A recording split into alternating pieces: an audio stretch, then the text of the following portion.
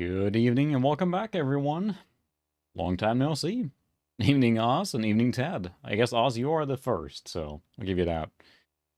It's fun to be back. So, I'm a little curious now because we upgraded our internet, so I actually have faster upspeed now. We will see what YouTube thinks of that. We'll see if there's any problems or anything like that, or if it's slow or whatever it might be. Higher bitrate should be better quality. So let me know if it's something's funky or not working, but I'm hoping that should make more stable connection because that's always been the kicker is dropping internet. But anyway, welcome back, everyone. Had to take a break last week due to our schedule, and then I managed to get sick right after that. So, but we're back now again playing. Hopefully, we'll see. Evening, Tiger.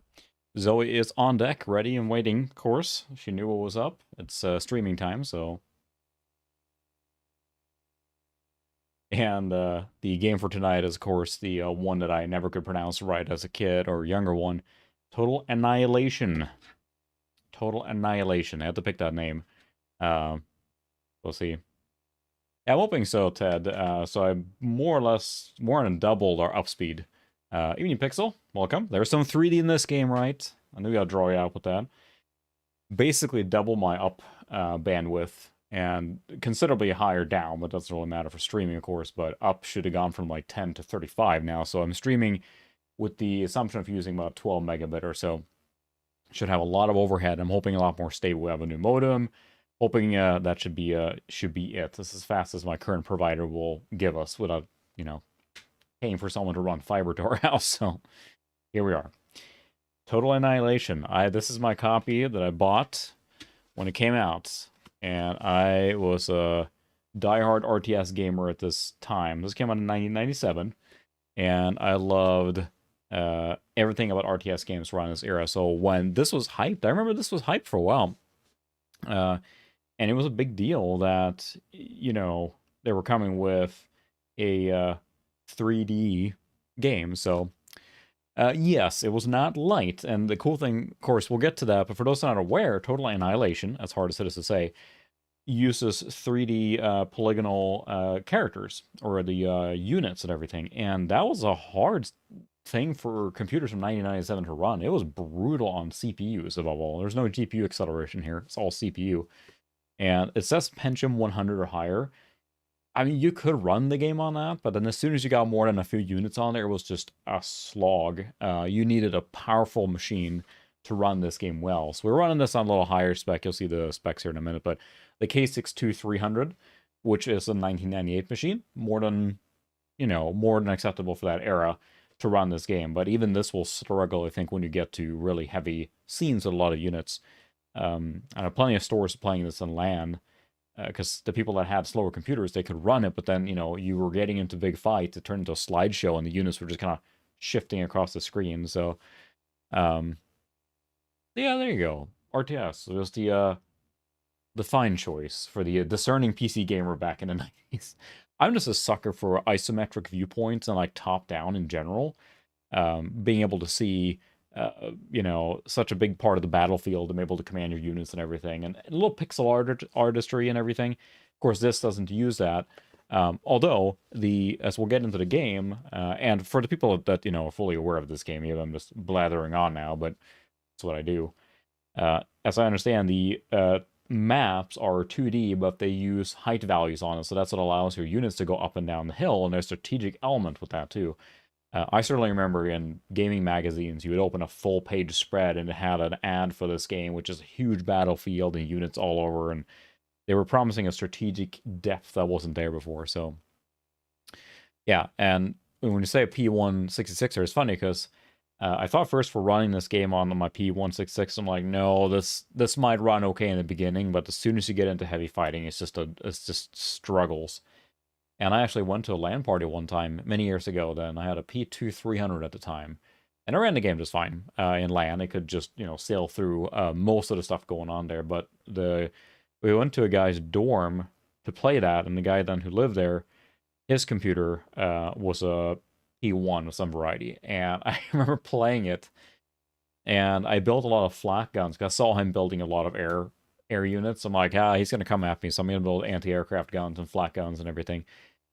And as we'll see in the game, every time a unit explodes, it just disintegrated into a lot of small pieces. Well, that's all CPU rendering happening. So the more explosions there are, the slower it runs. So then when he sent his armada across my base, my game was slow at that time. Because you had just the screen filled with flak fire and like exploding units.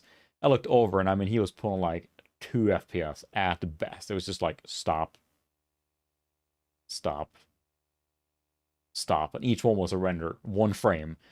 And then eventually his unit started exploding and dying off. And then eventually going faster. He was sitting next to me. You're all kind of pretending not to glance over, but we were sitting like, it was kind of like an L shape, and he had us on the far left or whatever, and we were sitting 2-3 crammed in a super small dorm. So we kind of squeezed in there, and so it was hard not to, see occasionally. You heard the cues too, the sound cues. So, heating manual. Yeah, that's the thing. Every time a unit explodes, it just scatters, and that was, I think, was for me one of the cool things is that used to Command and Conquer, which uses 2D sprites and everything, which was really cool. Even Nico. Which is really cool and everything, but then you got to this full 3D, and that was just something else. Nothing else, at least that I can remember by 97 and RTS. Well, yeah, if it serves my purpose, I will know. I used to play Amiga 500 with a friend back in the day, and we would tape a thing in the middle of the screen on the split screens. Amiga had a lot of the games that were split in the middle, straight down, not across, but straight vertically. And we would stick a little cardboard piece so we couldn't quite glance over. But come on, tell me you played GoldenEye and you didn't glance where the other people were. How is that even possible? Usually we're playing on like a 16-inch TV or CRT. Anyway, this is a pretty bare-bone box, and it's pretty funny because I'm not sure if I'm missing something. This is the European release then, which has everything in English or British on the back. There's nothing. There's nothing in particular that identifies this as European except the ELSPA, which was the age rating, which 3 to 10, not okay. There are robots in this game, so it doesn't really matter, but this game is available from pretty much all the, I think GOG has it, then yeah, Ted's special side, of course. And this manual was well loved. It was one of those, I would play the game, and then I would read through the manual after I was done playing through the game, so I could learn it better. But it's pretty bare bone manual. It's got, information in here. All the units. There's a lot of different tiers of units in this game. Tons of units. Probably the most varied amount of units. And I mean, they're all robots. They all kind of look similar. But there's a huge variety of units and buildings and ships and airplanes. And the cool thing with this game that I was really, really hooked on was downloading new units. So Cave Dog, which is then created by Chris Taylor, and Chris Taylor, his name is on the box here even, designed by Chris Taylor. They made Supreme Commander later as well, which is a spiritual successor to this. But Cave Dog Entertainment was founded for this game, and it was I think, was a huge deal, and it kind of took the RTS world by storm, I think. Oh, nice. It's a fun one to have, and there's plenty of fan patches. So you were telling me several mods and modern patch upgrades, things like that, available to make this game playable on modern machines, and there's tons of fan support still. But you could download on units, so like every week, I think, for a while after launch, on the website, totalannihilation.com, which was hard for me to remember as a non-native speaker. You know how hard it is to spell annihilation when you don't know English that well? Figured it out eventually. I bookmarked it. But I would go to my school, my high school, and then they had a T1 there, so I would download a unit, put it on my zip disk, and bring it back to my computer so I can actually play the new units. There was one unit every week, I think, drip-fed. And there were a lot of cool units coming on until the expansion pack, which is the core contingency, which we'll play that another day. Tons of units, like 75 new units in that expansion pack, so. You mean Paravion? It's a tough game to figure out, I think, if you're not used to RTS games and how this game handles things like resources. We'll see. We'll see as we get into the game. For those that aren't familiar with it or maybe have vague memory of it, most RTS games from this era, you collected resources by going out and harvesting something, and you bring it back to the base. And then you harvest and you bring it back to the base, like Command and Conquer, like Warcraft. This was different. It is a streaming resource system. You basically extract power or metal, two of your two components that you use, constantly. When you build a unit, you're basically subtracting per second from that generation. So you basically have a meter that slowly draws down if you do not keep filling up your metal or energy fast enough. So it's a give and take system, constantly producing resources versus harvesting and bringing it back, which we'll see when we get into the game here in a second. But there's a story to this game. Do you know that? I learned something today, but Total Annihilation focuses on the conflict between the ARM and Core, and the Core figured out how to upload, or I should say, they figured out how to upload consciousness to a computer.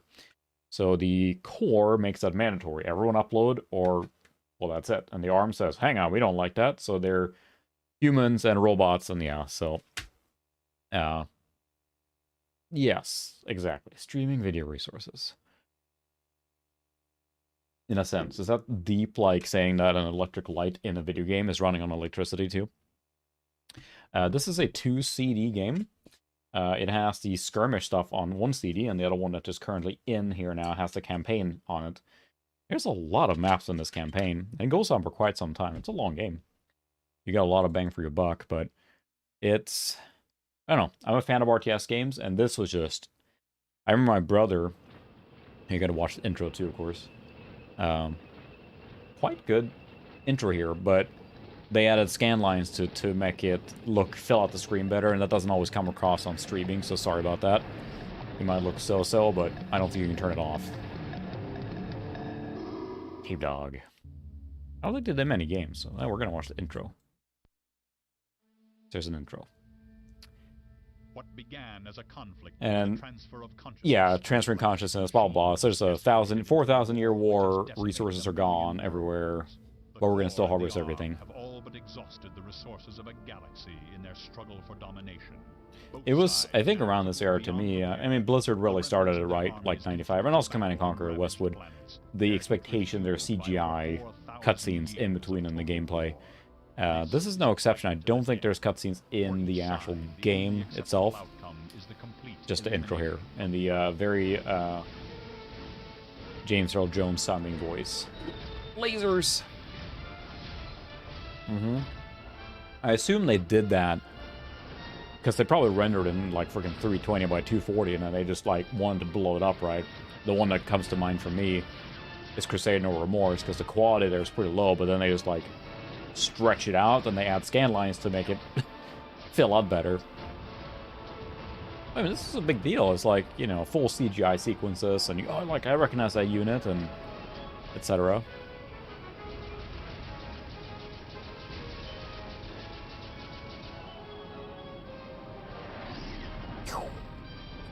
There was such a variety of the units, too. And now, that said, most of the bots and tanks are interchangeable in that sense. Yes, I'll definitely get to the soundtrack as well. So this uses full CD Redbook audio, and it streams the music from the CD, and it changes the music. Oh, I love that. The Big Bertha gun. It changes the music depending on what's going on, which is not super common. I know that LucasArts did that with their iMuse system, I think. But here it changes tracks depending on the action going on, so... Very epic orchestral soundtrack. We'll see if I get a content match on this, but it's worth it. The thing I remember, before this game came out, they actually launched a unit viewer. Yeah, there's the Core Contingency and Battle Tactics. The Core Contingency is probably one of the best expansion packs ever made, because it's got, like... If you look at the list of what's included in an expansion pack, it is just ridiculous. 75 units on like 100 new maps, etc., etc. New campaigns. I don't think anything is given that much for your money as an expansion pack. Just boatload of new stuff.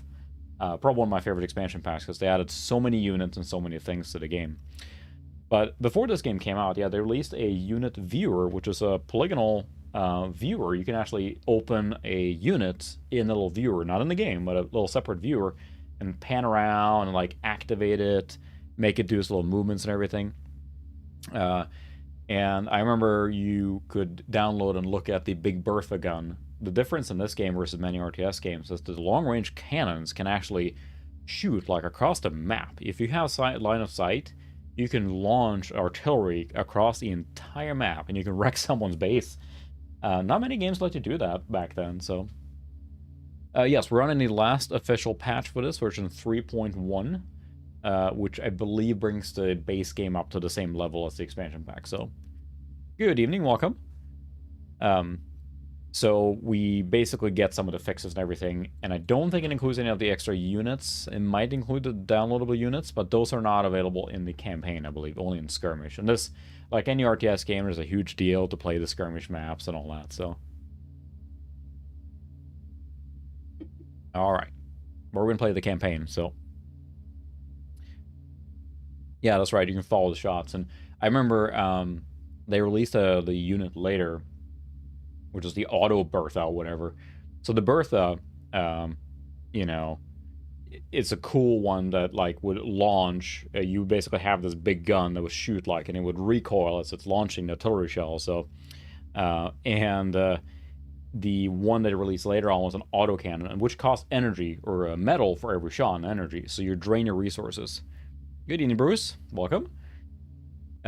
And the autocannon, if you haven't seen it, just look it up. And I don't think we'll see it tonight because it's part of the expansion. But it's a rotating barrels that would just boom, and it would turn, boom, and just rotate and just auto-launch. Once it started spinning up, it would just wreck another base in seconds. Because once it started firing, it would just I don't know how to describe it, just rain destruction and fire on another unit or another area. And you got nukes in this game too, and they can be launched anywhere on the map. So once you get to super weapons, you really can just nuke everyone out of existence, basically. So, interesting. I definitely have to check that out. Huh. I know there were several modern reinterpretations of this, as far as like a modern engine to run it. But that makes sense. I mean, they probably rendered it fully in 3D with a newer one. There is a constant hum on the main menu, by the way, if you hadn't heard it. It's pretty low right now, but in this game, there's a constant hum in the background on the menu. It's robots, I guess, so that's cool. So you have two factions, the ARM and the Core. We're going to play ARM right now because the thing with the Core is they start... So yeah, you have 25 maps here now. Excuse me. You start on a green map, that's the ARM. And if you play on the Core, you start on a metal world. The thing is that you're going to play on the beginning maps quite a while. We'll see if we can get past it. And I think that the metal maps are cool, but it will just be gray for hours. So the green ones look interesting. They have more heights differences and stuff like that. So that's true. This is robot air conditioning. So yeah, we're playing as the ARM, which then basically is the rebellion, more or less. The Core is the, you know, the evil empire. All right. We're going to play on easy. I'm not sure exactly what that does, but we're going to play on easy because I'm a chum, so... a little story. It was near the end of the war. Oh, that's loud. And after 4,000 years, the Core Empire stood on the brink of final victory over the ARM Rebellion. Armed forces throughout the galaxy were overwhelmed by the superior numbers and firepower of the ruthless Core. You mean get the gravity here. And that determines how far bullets fly, I think. Of the ARM military clustered in the single star system which contained its home world. Yeah, it's hard to convey the scope of this game. It's just huge. And I had so many skirmishes and multiplayer maps, and I mean, it still holds up quite well. And then, you know, you had that spiritual successor of Supreme Commander, which came out in 2007, I think. So, even Tower Jane. Awesome. Yeah, we'll have the soundtrack on here. We'll see. I'm sure I'll get a content mark on it, but it's worth it. You can insert any CD you want for this music and it will play. So, you know, put in your favorite whatever and listen if you want to when you're playing it. It's in the Red Book audio. And you can conversely take the CD and put it in your CD player and listen to it too. In order to lure the commander away from Imperion, leaving the planet virtually defenseless. The invasion began. Thank you, James Earl Jones. Sound alike? The invasion began.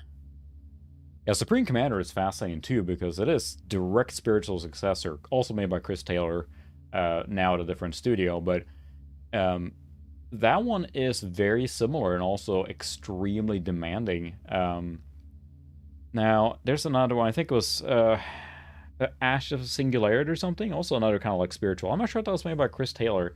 Also very similar, like extremely heavy, game to run because it has so many small units and everything. And then, of course, most recently is Planetary Annihilation. There's that keyword again. Annihilation, which I have had in my Steam library since it came out. I still haven't played it, which is also a spiritual successor where you basically have entire planetoids that you fight across, so I should try that out too. Yeah, I don't have Supreme Commander 2. I do have one, actually the CD version of it, here somewhere. I've heard really bad things about Supreme Commander 2. I thought Planetary Annihilation, see, it's hard to say, was patched up to be a much better game later on than it was originally. It was missing features and it was in beta and forever, but I heard, maybe, that they fixed it up to be more playable, so. It takes a while to render the map, because again, it's got to build all the stuff ahead of time. I always thought this is cool. On a modern machine, this just flies by. So here's our little unit horde. Now we're going to turn it up, because now it's pretty quiet again. Get him! So we can see all the units are kind of like 3D moving around. Yeah, it's got some hints of that, a little cyberpunk style. Bluey, still loud. The CD audio. I played through basically an entire map, and it was fine. I imagine, or I will see, I think, on this machine, we probably will start seeing some struggling when we get into real heavy fighting. That's probably my expectation.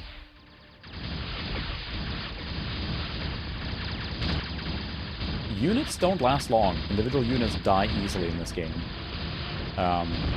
Most units are not that strong. You might be used to, you know, Command and Conquer, where you build a strong unit and it sustains for quite a while. Ah.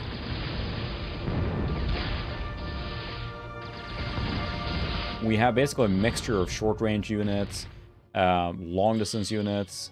Yeah, and the wreckage stays there. You can actually recycle that for energy, which we'll get to later when we get to a map that actually has base building, so.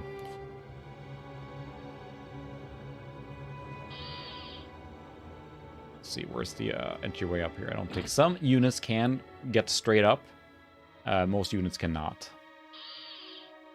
Yeah, it stays on there basically for a long time. Or yeah, until someone reclaims it. It tried to really go hard on the 3D world and everything that comes with it, so it really is a well-made game.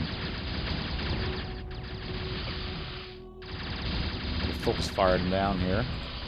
You can already see as all the units are given and exploding, things just go flying everywhere. Those units can, or those pieces can land on stuff and hurt too, so. Yeah, you're right, Todd Jane. Being able to select a huge swath of an army always bothered me in other games where you basically are like, oh, I can only have so many units selected. It's like, this is not the problem in this game. You can select a boatload, pretty much everything on the screen, as many as you can fit. I think I'm supposed to get to the Galactic Gate, maybe? I should have read the mission description.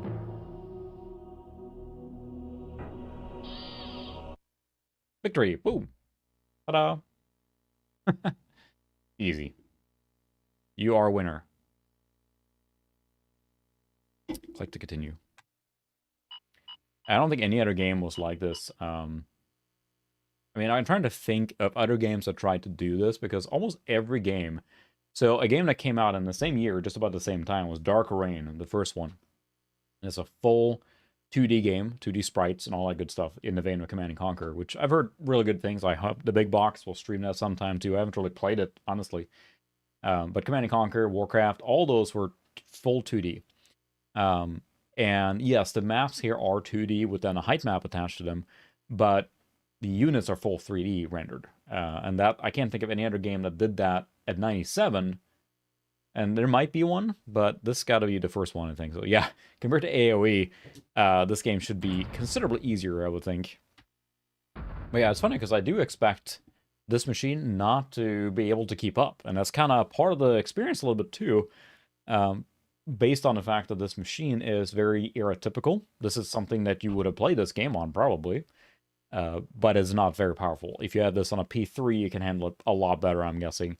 When you get a lot of stuff on the screen, it There's very few machines of the era that can handle this smoothly, unless you had a basically supercomputer for the day, right? So, build a base. Can do. Although they had managed to free Whoa. the captured gate and return their commander to Empyreon, armed troops continued to weather attacks by core forces in increasing numbers. It became apparent that the Trying to get the core audio had right on managed this to one's construct a difficult. K-bot lab somewhere on Empyreon itself and was building an army as fast as it could. Removes loathsome presence.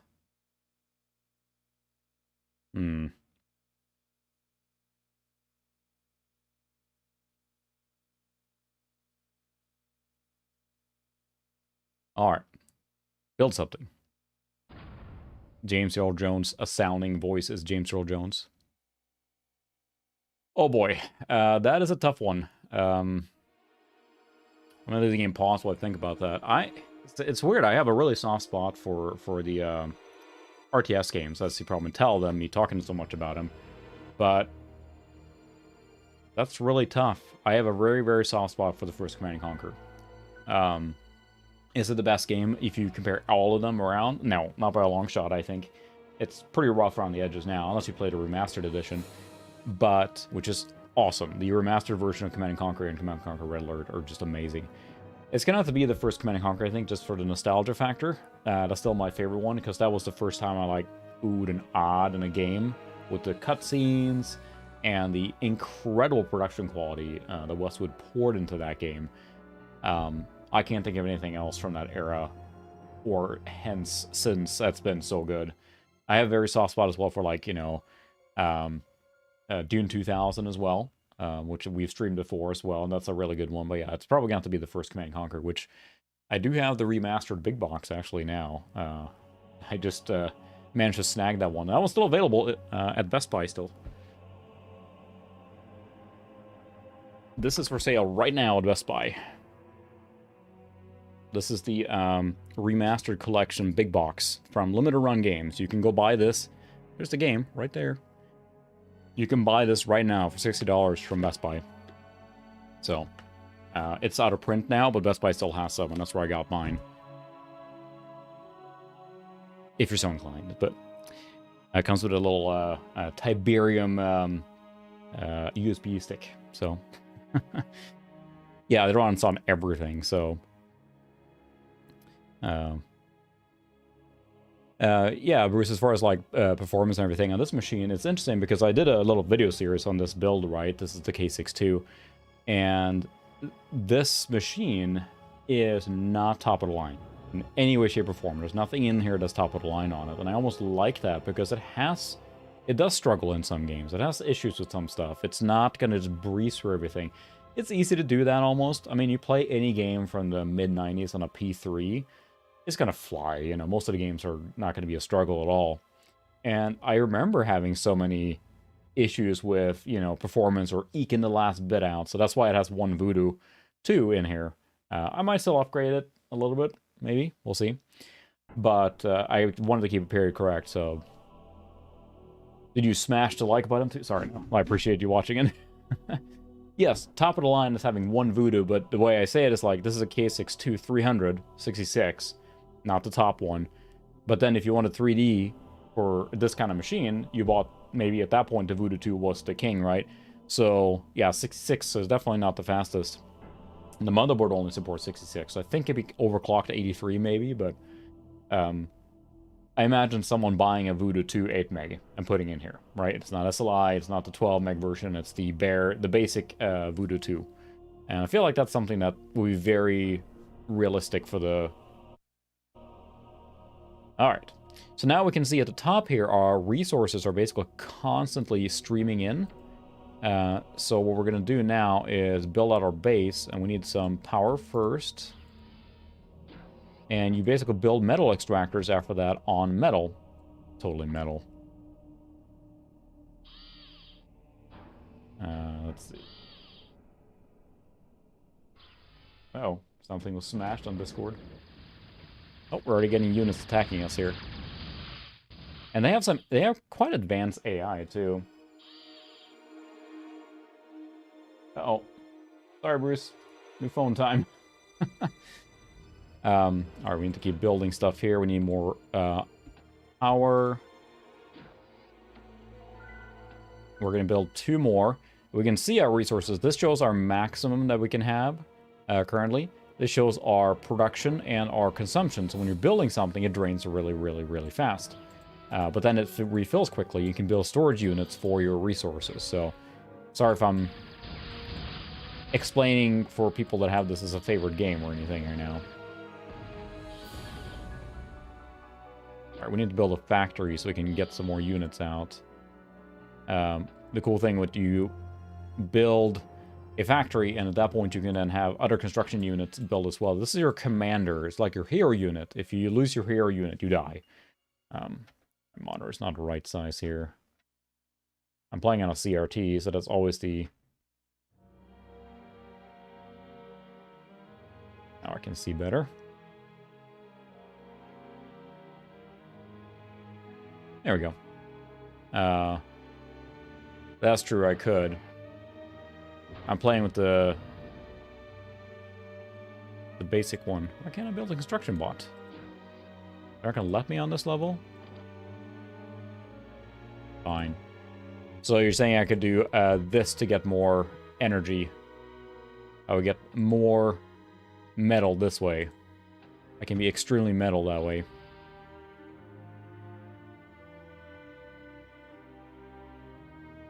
Mine more minerals. Because this is 0.4, but this is 1.7, so it makes sense total. See, I'm already learning expert tips and tricks here from the masters. So then total now, I'm getting more than I would be from one single large one. Which makes sense. It's extremely metal. Alright, let's get a little more energy. Doesn't look like I can build many advanced units or now. They're very restricted in what I can do now, but that's still enough metal. It's very metal. Now we can build units. We're going to start cranking out some... See how fast you can construct units? You can just select them by the 5s to crank them out. This game does not kid around when it comes to that kind of stuff. It takes a lot of resources in a very short amount of time to build a unit, and that's kind of drains faster then, so... But the big thing with this game is that you are going to be cranking out units to the most ridiculous degree. I think I can't... repair here. Whoop. See, I need a radar, which I don't think I can build yet. So now I can pick up this here, which gives me 45 metal, extra metal. I think I'm going to build a couple of laser turrets here to protect us.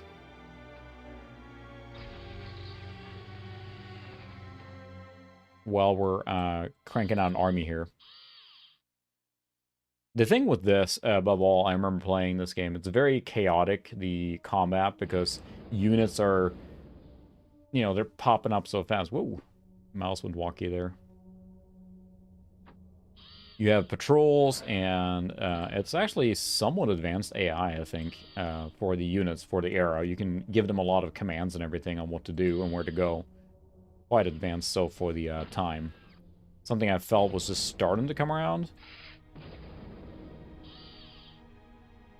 What does your robot eyes tell you?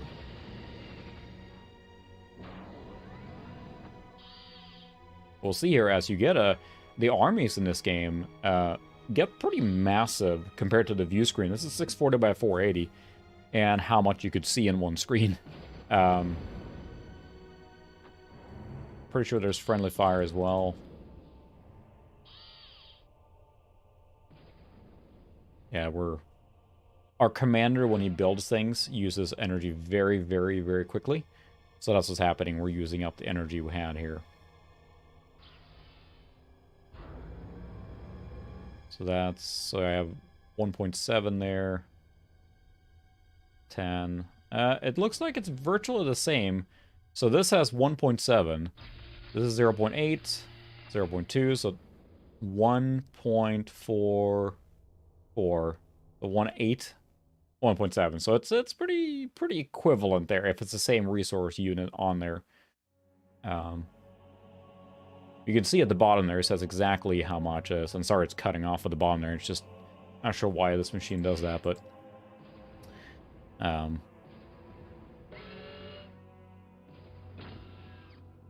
if you have other problems with the phone, it's funny how challenging it is to have a not working or not in good order phone anymore.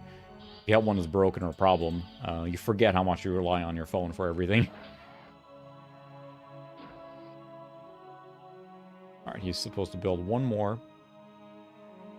We should get some more energy production.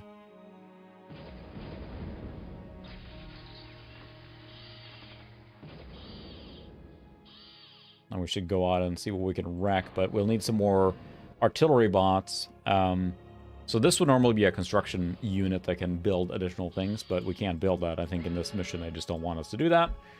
They don't trust us with scissors yet, so... let's pick up that wreckage here. Pee-wee under attack. Where? Nowhere.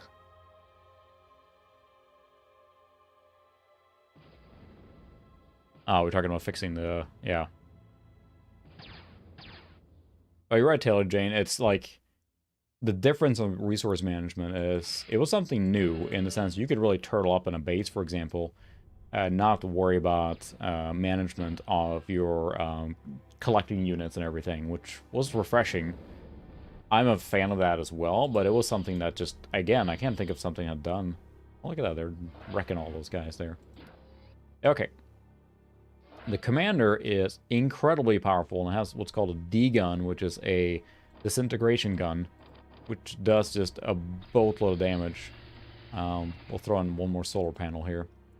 It will basically wreck anything it hits in one hit. So it's a very powerful unit and can protect itself, but if you lose your commander, you're out of the game. That's basically your brain, more or less, so kinda need that, I guess. You get fusion power plants later on, too, that when they explode, take out half the base. And they were pretty creative with this game. And again, the amount of units you can build and the amount of units you can command on the screen at the same time is something ridiculous. I think he can repair. Why don't you repair that guy? You can basically set a unit on a patrol and they will repair anyone they come across, so... there we go. Top that guy up. Oh, it's the worst when you switch authentication thing, and you can't use it.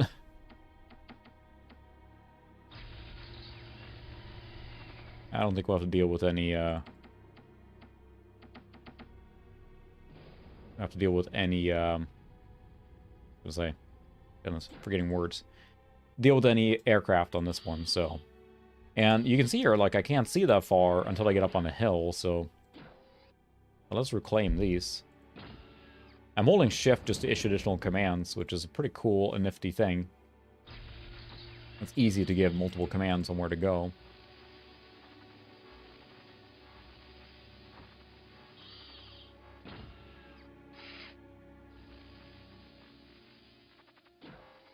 You can zap up trees as well. Yeah, unless there's robot strippers in this game, I don't think we'll see that, so...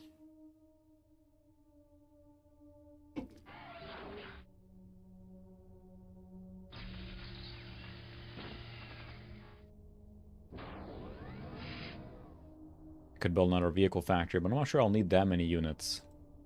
Hoping I won't, but... well, yeah, that's the kicker, right? Microsoft has bought a huge... made a big acquisition. If it goes through, it has to go through all the courts in the EU as well, right? For the antitrust stuff. And, so that... I'm hoping Microsoft can maybe help, you know, fix up some of the culture problems Activision. That seems like that's been a problem for a long time, right? Not a big fan of Bobby Kotick, of course. Like, I think most people are not, based on his previous behavior. So we'll see. I don't think it could get any worse, so... yeah, exactly, and as I read it up, and it is a... it looks 3D, but it is a pre-rendered 2D background that then has a height map attached to it, allows your, if they took the terrain away, the unit would still kind of go up and down. So, evening Doppler. I do need more wood choppers. Yeah, that's the thing. So I'm really curious to see what's going to happen. The one thing that was very positive, I'm sure several of you guys saw, that's right, he did announce he's stepping out, mostly because he's got a golden parachute of like 300 million or something like that, you know, if he gets replaced as the CEO. So, rich get richer. But Phil Spencer, then the current head of Xbox, he said, like, he looked through the IP list on what Activision still holds, and he even specifically mentioned, like, King's Quest and Hexen. He's like, let's go. Like, they got the resources to do that. Because, I mean, if they could just, like, free Raven Software again and let them work on stuff instead of just making Call of Duty game after game. I have bad memories from AoE, Tyler. I need a true army. Yeah, it's pretty easy by comparison. Which is fine. I don't mind that. I enjoy this lethargic, like, cathartic, I could say, just cranking out stuff. But I'm curious to see what's going to do with the industry, because what ramification does it have for everything else now? What other companies are going to get bought, you know? We're dealing with some pretty large acquisitions at this point. Could I not? There we go. Shift 1. Alt 1 to select them. It's over, robot. I have the high ground. Haha. Insert joke.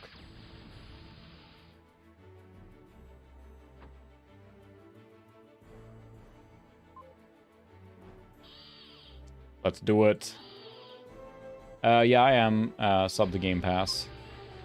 It's actually, we use this so you can share it with the family with a little bit of a workaround. So having multiple computers in our household use Game Pass makes it almost a no-brainer. The fact that it works so well.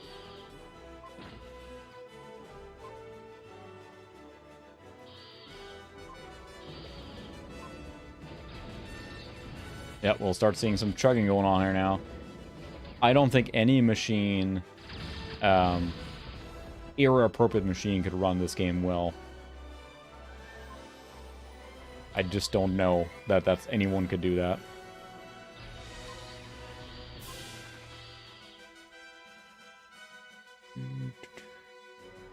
Yeah, they just kind of blast wherever, don't they? Look at that. Gibbing up the units there. Because now, when I do this here, you can tell, like, oh, it's already struggling. This is a very CPU-heavy game. I mean, it's all CPU, so...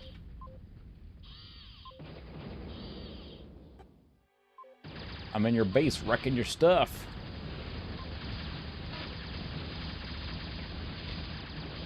Yeah, this is my recollection of Total Annihilation. It's just ridiculous. Okay, let's wreck those units there. They're kind of wrecking me. The solar plant actually closes to protect itself.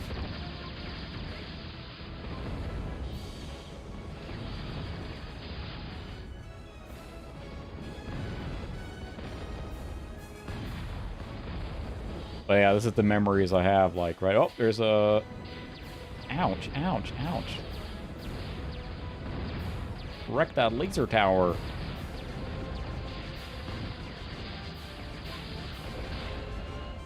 See, I'm already working through my units there pretty fast.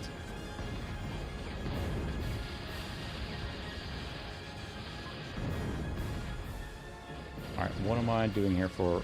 There we go. Okay, let's take care of this. That's what I'm hoping that Microsoft will let them do, is just, you know what, your studio, you know, work on your stuff and you do you. I'm hoping they will let that happen. And it's like, I understand where Call of Duty comes from in a sense. It's built up a huge industry around it, so they can't just, like, cut it, you know, they need that. It produces billions of dollars every year, so no one's going to say no to that, but it would be great if they could let some of the smaller studios and other studios do some other work. I mean, again, legendary companies like Raven, they're just doing Call of Duty stuff now. I think they're responsible for the Warzone one, for example, which again prints money, but it would be great if they could go do more creative stuff again. So Yeah, that's the thing. I think that for having PC today, sampling stuff for $10 a month, being able to have the Game Pass for PC, especially when you can share it. In my case, my kids are using it for crying out loud, and I'm using it as well on my machine, so it's a no-brainer at that point. Because of the breadth of games that are in there. I think that's the thing, the strength for the Game Pass. There's so many things. Even if I played games 24/7, I don't think I could play all the games that are coming into Game Pass constantly. So it's worth it from that perspective, because if there's a game I really like, I'll buy it. But beyond that, if I just want to try out a game or play a little bit, or a first-party one from Microsoft, then it's on there. So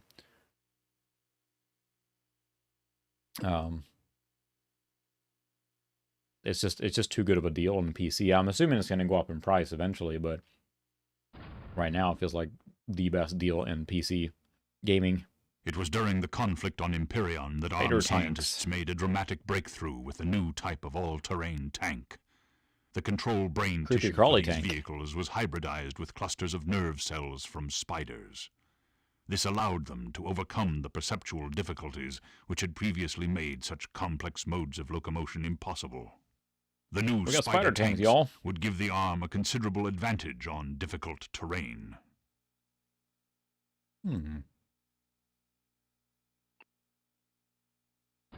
And start. Boom. Right into the game. I've been having fun now, getting a 3060 Ti recently, having fun with... well, the spider tanks have to survive. They're all the way up here.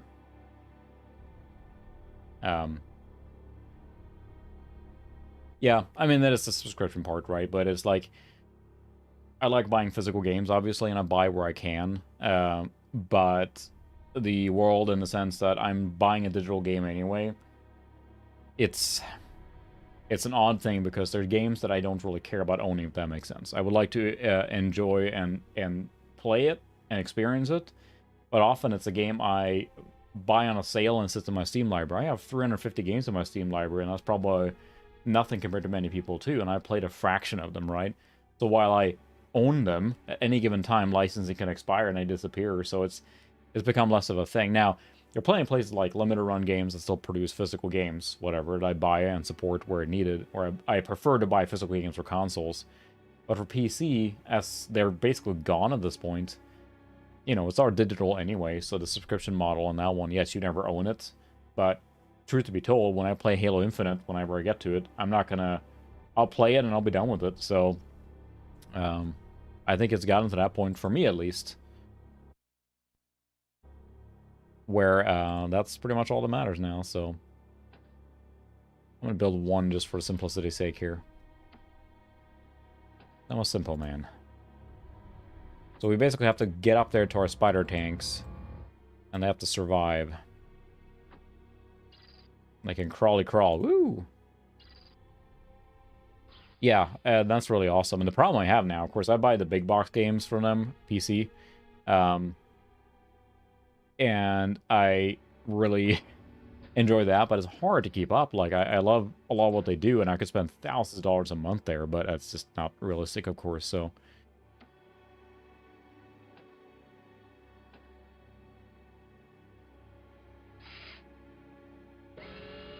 What happened to the music?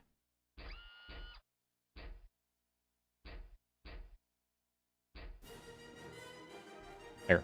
Battle music. Okay. There we go. Things back now. It's supposed to change all the time, so... Well, there's no other metal here, huh? Not very metal.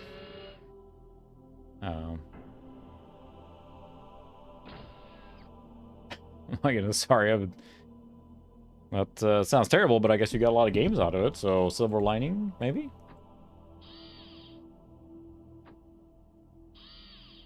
Another extractor up there. We gotta grab that. We'll need more metal.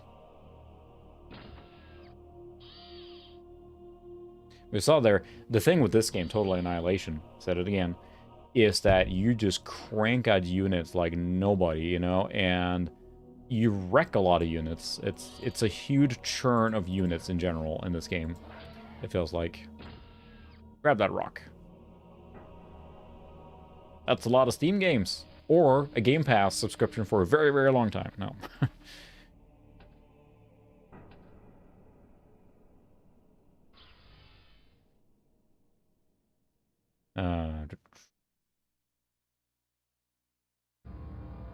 Hopefully everyone's okay. You're getting settlements out of your crashes and whatnot.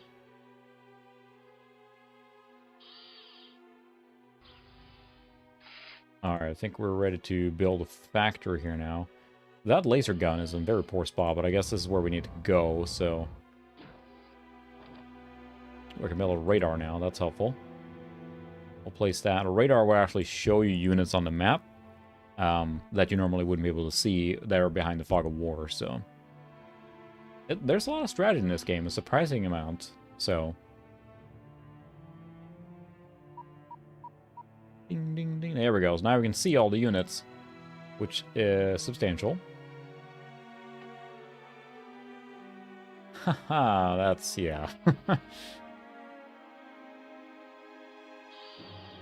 It's funny, my kid plays Fortnite now, and he loves it, and his computer that I got for him just keeps crashing because he has an older video card. We're going to put a newer one there now. But it's constantly crashing. I'll say his current Windows 10 machine crashes more than my Windows 98 machine at this rate. This part for it, so... lots and lots of Steam purchases.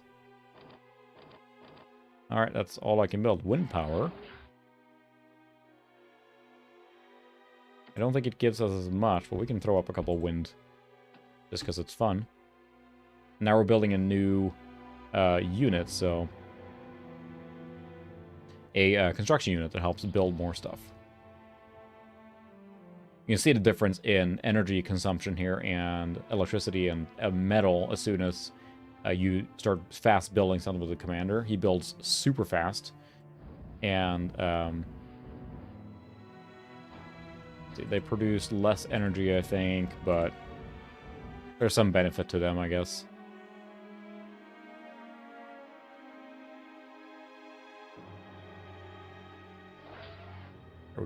We can grab some metal here. What we need to do now is basically build an army that we can shoehorn in here, so we can just nuke all those units in between there. We do have possibility of building a vehicle factory now, which can help. And you're getting some of those like long-range bombardment. Oh. Thud. They all have cool names too.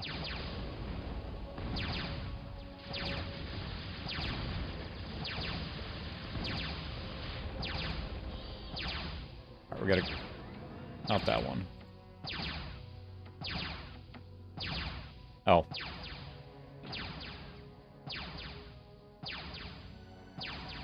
Oh. I think they can only stun it. They can't actually wreck it, so now they're just stunning it forever. But that'll be fun to listen to. You go here and repair orders.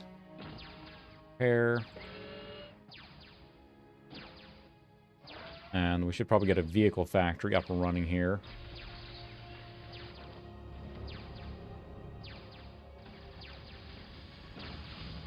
Whoa! Everything's on fire! This is fine.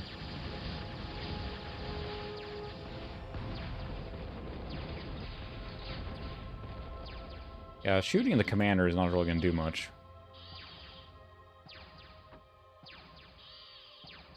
I think we can do a,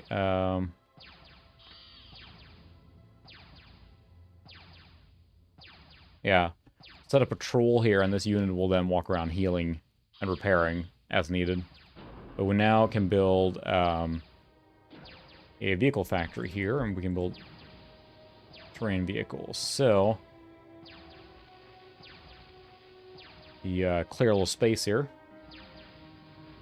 Yeah, hopefully everything's alright. It really stinks that pretty small, quote-unquote, injuries can, especially in a vehicle-related one, can wreck you for a long time, so hopefully everything's alright. Alright, I think I need to build some laser towers here. I'm a little annoyed by how...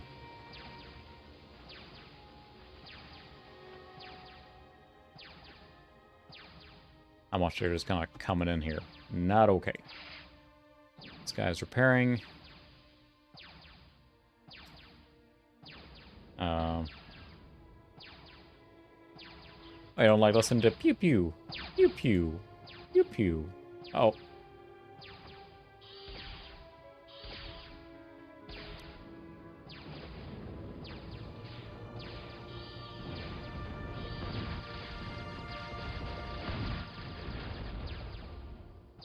I think that they are not generating new units. There's no base on this one, I think, but we'll find out. Okay, you should just collect some of this junk here.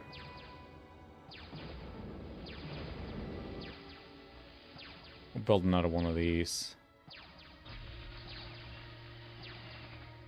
That should help a little bit.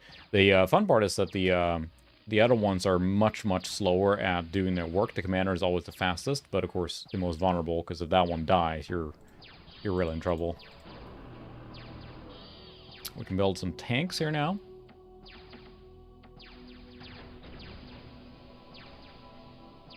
Hi, Zoe. Oh, we're out of energy now. There, we got some lasers now. Lasers are quite effective. But I do think we need some more energy production now, because that's actually consuming quite a bit there. Here, just take care of these trees here.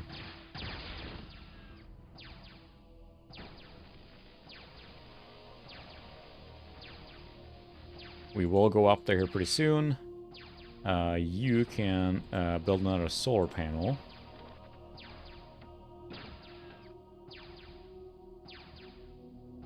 There we go. Now we have a little bit of base defense here. Where did my commander go? And you can probably put another laser. I don't know why that's so much fun to say. Laser. I'm always turtling in games, so we will go rescue that poor spider bot here shortly once we have a little bit of an army built up. And you can do a little patrol here.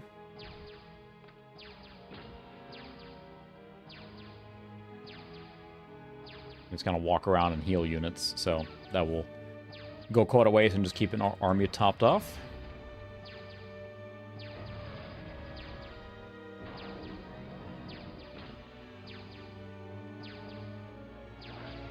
We're using up a lot of energy because our commander is gobbling it all down.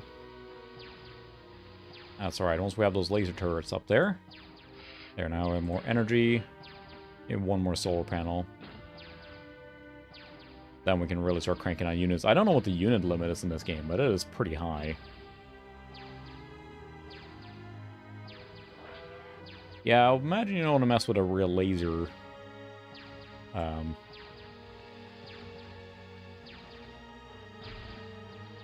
Eating Jorio? Yeah, it's something else, this game. It still holds up so well. It's so much fun. Let's build some medium tanks, too.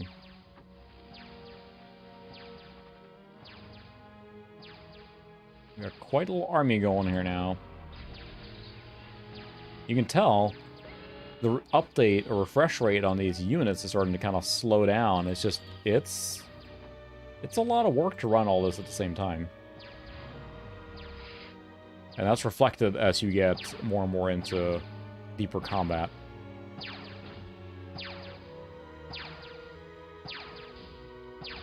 Oh, got another one. Alright, we'll go save it here now in a second. We're basically just going to take our little army and inject it in between where you see up on the map there. During this path here. And just wreck everything. You don't need to do that. You tell them to patrol, they will actually help repair or build. You can actually inject more material into the building process to make it go faster.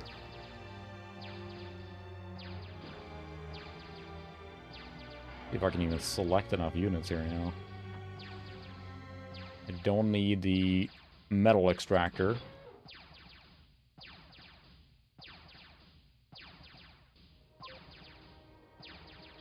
Go forth and destroy. Oh my goodness. I can only imagine the machine you would need for that. I mean, especially looking at the era. There's nothing that would have been able to do that. 1,500 units.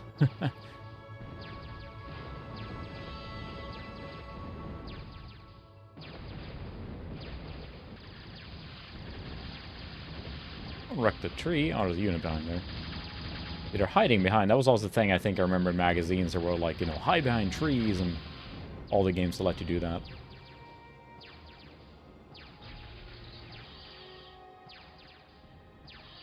Alright, we're just going to kind of park our little army here, and then they're going to walk into everything here now.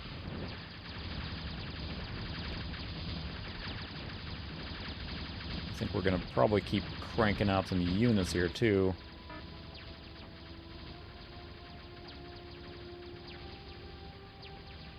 Move up there.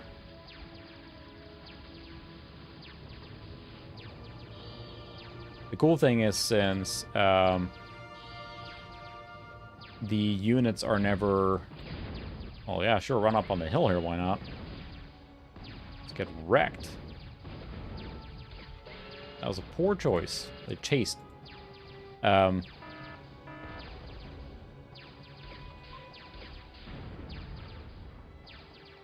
say, I was thinking of something important, but we're already intercepting this army here now.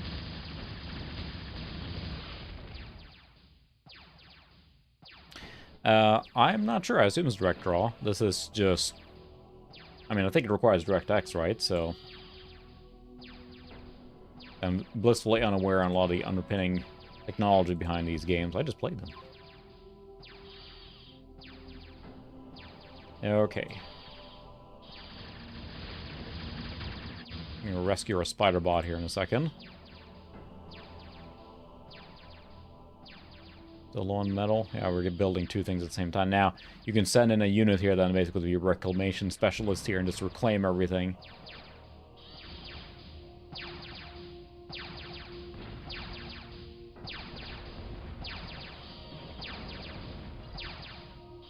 Okay, can we reach that one to wreck it? Yeah, there we go. Alright, we have saved the spider bot. Exactly, yeah, I'm using that. It took a little while to figure out, because it's funny, because every game like that that uses that kind of setup has a different set to do it. So I'm using Control 1. I got a little mixed up on the wanting to press 1 just to select, but I need to select, press Alt to select, yeah, which is what threw me off, but it should be good now. A much requirement in a game like this. There's too much to keep track of. Eating Jam, welcome. Jam hath arrived. It's nice to be back streaming again. I said I had to take a break last week. We had some scheduling stuff going on, and then I got sick, so I was out for count for several days. And then the stuff we had to skip last week is now back on the schedule this week, so that's why I'm not streaming. I didn't stream yesterday. But it's nice to be back in the saddle. Lasers, pew pew pew. You see how sluggish it goes now when you're trying to move so many things at the same time. It's jam-packed. Ha-ha! Dad level joke in the house.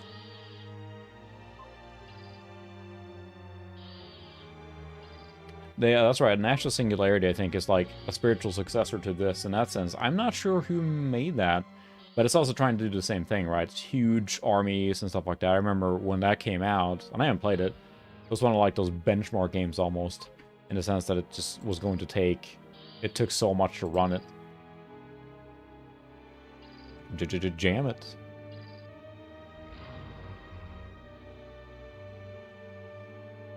Alright, did I save the bots?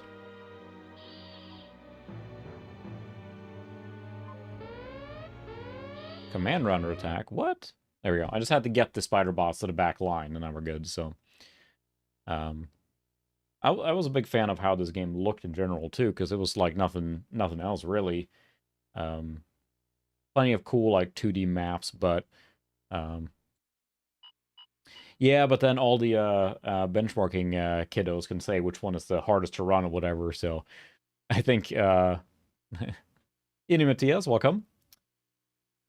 Um, the gonna say the fact that it's a game that uses like I think Ashes as well is very CPU heavy too, right? Because it's just there's so many small things, right? And that's the hard one to do or render. Lots of small things with a lot of action, right? So 0K, I don't think I've heard of that one. There's a lot of games that are similar in design to this, if you will, but ore contamination spreads. We're gonna blow stuff up. We're gonna blow stuff up. The core invasion of Imperion reached its most critical point when core And then forces eventually you destroyed get one of the air major units, planetary water habitats units, and used ships. the raw materials to construct a This game full-scale gets pretty outpost. complicated after a The while. core base extracted resources directly from Imperion itself and began producing battle units at an alarming rate. This represented the foothold needed by the core for the success of its invasion of the ARM home world, which in turn would ensure the ARM's final and complete destruction.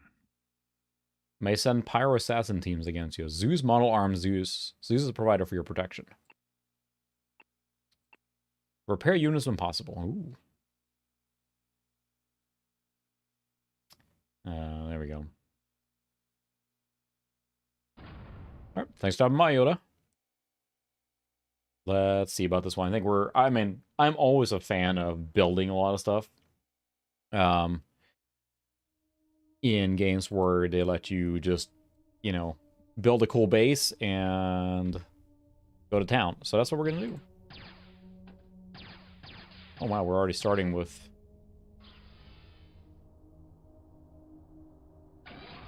We have Zeus units, which I think is like a lightning. The variety of units in this game is something else. I can't think of any other game that had this many units. Oh, sorry. Hopefully the stream is running okay now. It's pretty funny because I'm running at a much higher bandwidth now. I upgraded my internet and it's actually complaining that my bit rate to YouTube is way too high. They're like, hey, whoa, this is a little high.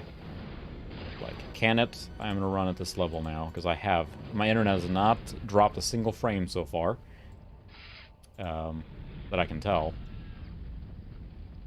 Not a lot of metal here in this area. It's not metal enough.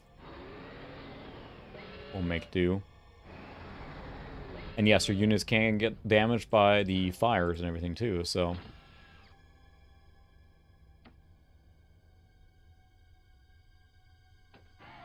I'm gonna crank out some more of this.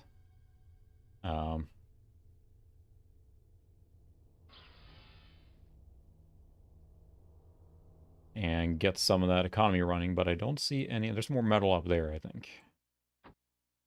We'll move our position forward to get that, because we will need that for sure.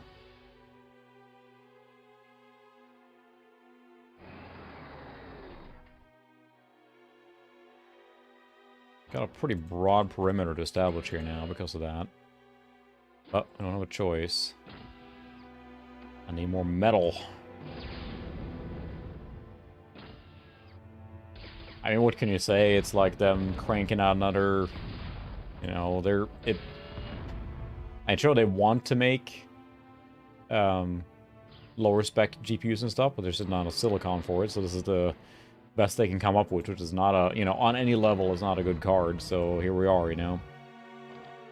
But that's what they decided to do, so... I wish there was more options. It feels like everything is shooting for high end now, which, you know, that's great, but not everyone wants to spend $2,500 on a video card, so... Just the way the market's moved, and then you get the end result of that being a re-released card. I mean, the 6500 XT, right? I mean, it's basically like an RX 480. Someone correct me, but it's, you know, pretty old by any standard right now.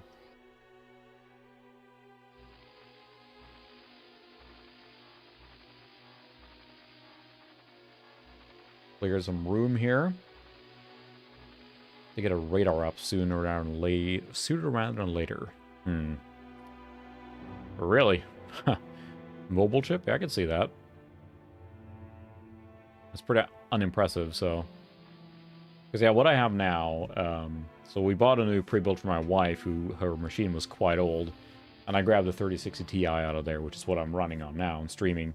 Which is fine. But I kind of wanted... I was part of the Best Buy drop yesterday. I was in queue waiting for the 3080, and it expired on me. And I tried several times, and I got in the queue, and I just didn't get one. So it's just cutthroat, right? Oh, there's a geothermal vent over there. That's very useful, but we're going to establish our perimeter over here, I think. Put a few lasers out here, so we have some protection. The nice thing with the lasers, they really shoot fast, so they can do a lot to protect. Alright, I want you to patrol here and fix these guys up, and then we can start cranking out some units, because we need a little more defense. Geothermal vents, if we can build that now. Don't think I can. Actually, I don't think that unit can at all. The commander cannot build that advanced unit. Come on, there's a geothermal vent that I can't even use it yet. Lame. The geothermal gives you a lot of energy. And that would be a nice boost here right now, but it won't let me because I don't have the technology. Maybe I'll get it here once I unlock some more stuff.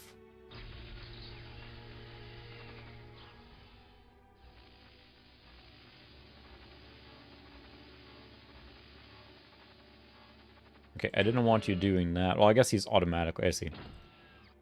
Repair that unit. I'm low on energy. I need more solar plants here. So with that guy that automatically did it now, because I was low on energy, started harvesting the trees, which gives you a little quick energy boost, so you can do.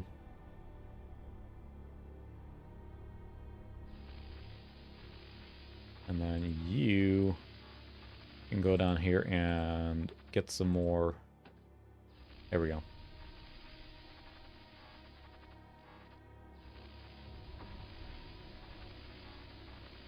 Because, yeah, you got the K-bots, and you got the vehicle factory, and you can build a lot of different things in this game. We're playing it easy, so... Yeah, that's what it comes down to. It's like, in a perfect world where video cards are sold at MSRP, some of these aren't bad, right? But then you look at the feature set and everything, and that's where it becomes a little rough. And I understand why they're doing it, so they can have a GPU in that price range, but it's still just, you know, disheartening that that's what we come to, so... that's just the way it is.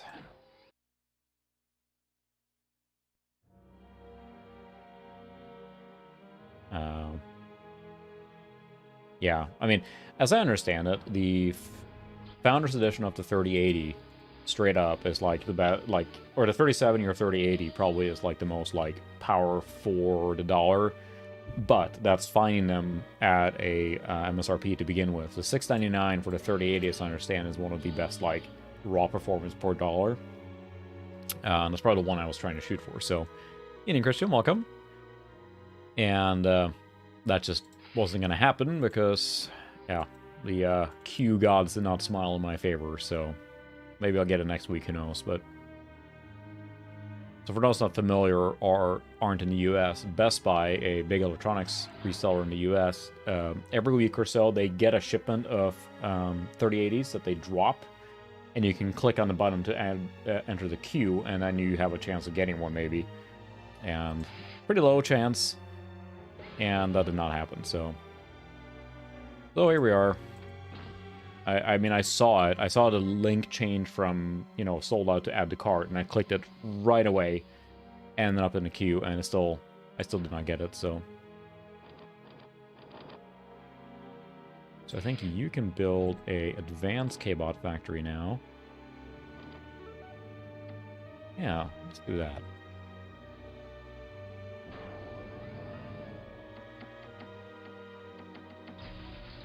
some more units out. Indian Boca. Yeah, so then that's what I went from the 1080 to the 3060 Ti, which then, you know, we got from that pre-built. And that card has been fine so far. I've been able to play quite a bit of games, you know, cranking Witcher 3, Max, things like that, at ultra-wide. Yes, they will. I want more. I think that when I saw what the 3080 could do, and I realized that, that's why I wanted to get one. And I don't have to drop everything I have to get one. I will definitely not pay scalper prices. It's one of those things that if I can get the 3080 for MSRP, the Founders Edition, I might go for that. That's probably the only thing that would... Apparently I need more lasers on this side over here. They just drove right in there. See, getting some more movement here in general now. Lasers are quite effective, so... But yeah, the 3060 Ti is not bad. I mean, it's a really good card. I've been having fun with ray tracing and everything, so... Oh, not a metal. Laser them!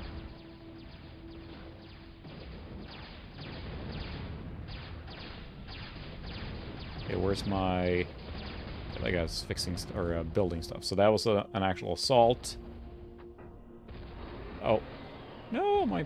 See, it closes the shutter by default there. Ouch.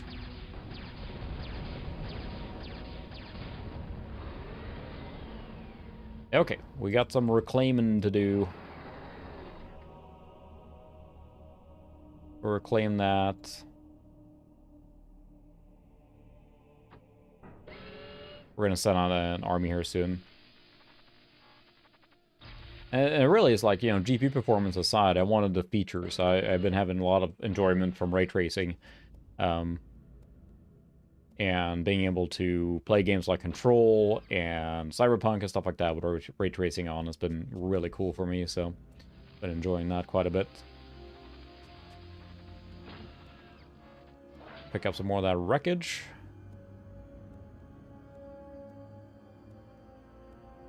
Oh, we got a new little army coming in here.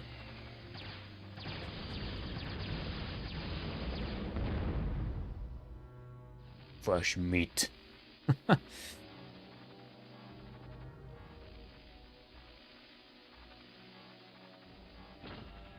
Alright. You gotta use what you have. I mean, that's the biggest thing, is like, I saw many talks over, especially now it's hard to find a GPU with a lag gamer or whatever. You can play a lot of really cool games on not that powerful hardware. If you play games that are a few years old, and I mean, there's a lot of really good experiences to have with that, which should not be discounted.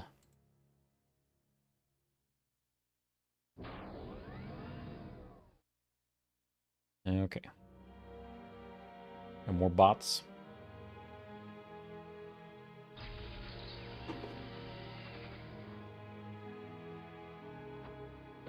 We have a bit of an army here now. We should push forward soon, but I will have my advanced vehicle factory out here soon.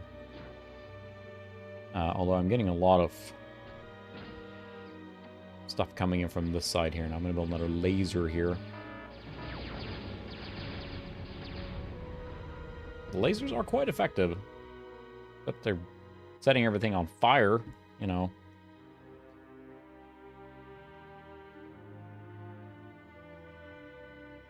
Very melancholy soundtrack too, often. I am not getting a lot of metal right now. I should have waited to build that until this is done here.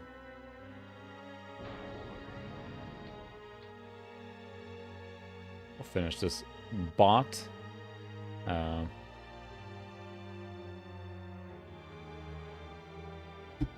Yep. There's always a challenge with the chat and the timing and everything, so... The curse of the internet, but at least, hopefully not my internet this time. It's been holding very steady now. So we upgraded our internet here to faster upspeed, so I'm using not even half my up bandwidth right now, and YouTube is complaining I'm streaming at too high of a bitrate, so... You will take whatever bitrate I send you, and you will like it. It's funny because it was saying like, oh, you should only stream at 4,500 kilobits, and like that's not much at all. Usually a stream is 6,000 before. Now I'm at 12,000 constant. I think it's been holding steady whole time too. I haven't seen a single frame drop, so that is good. Most good. Let's clean out some more of the stuff here. Our advanced factory is almost up here.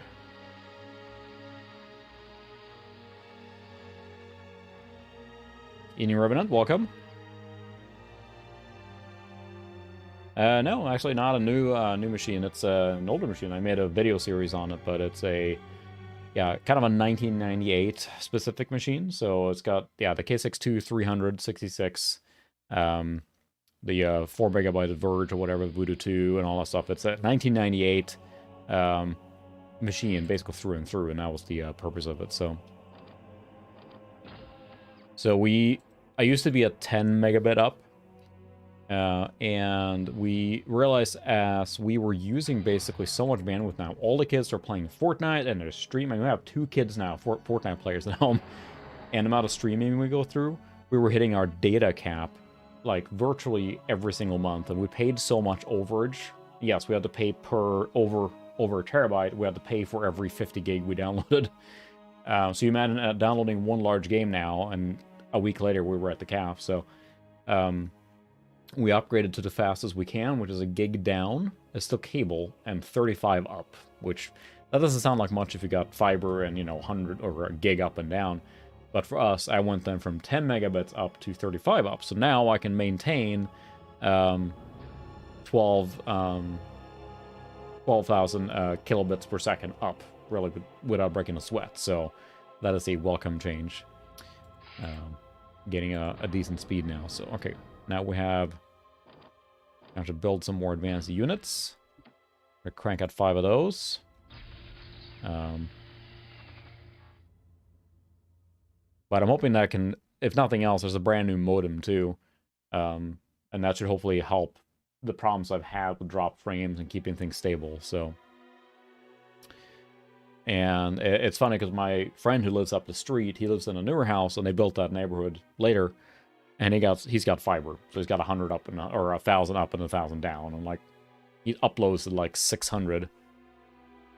My goodness, yeah, we are paying through the nose for this internet now, but we don't have much of a choice. We have to, because we're constantly juicing up all the bandwidth we have, so, and all that we have, so no choice. Pokemon, yep. Bluey. Bluey is a show right now. That's the popular one for us, so. Which is a really good show, actually. I enjoy watching that. As an adult, you have to kind of be okay with some of the shows.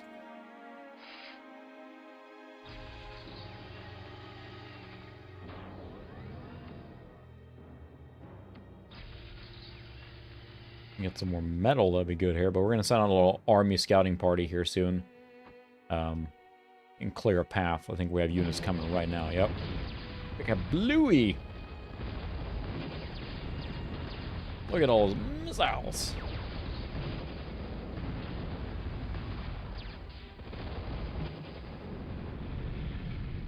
Yeah, it's expensive. There's just no way around it, especially for what we have here. It's not cheap, but there's no choice. No one's going to come in and dig through our established neighborhood and put down fiber. No one's going to pay for that, so that's the challenge we have here now. There you go. Yeah, it's funny because my kids now both have, my oldest one and my middle one, they both have their own computer in their room now. One's got a 760 and one's got a 660, I think. And they're both playing Fortnite just fine. And it's just crazy to have gotten that age now where they're actively playing Fortnite. My kid's in esports, and it's crazy. Time flies.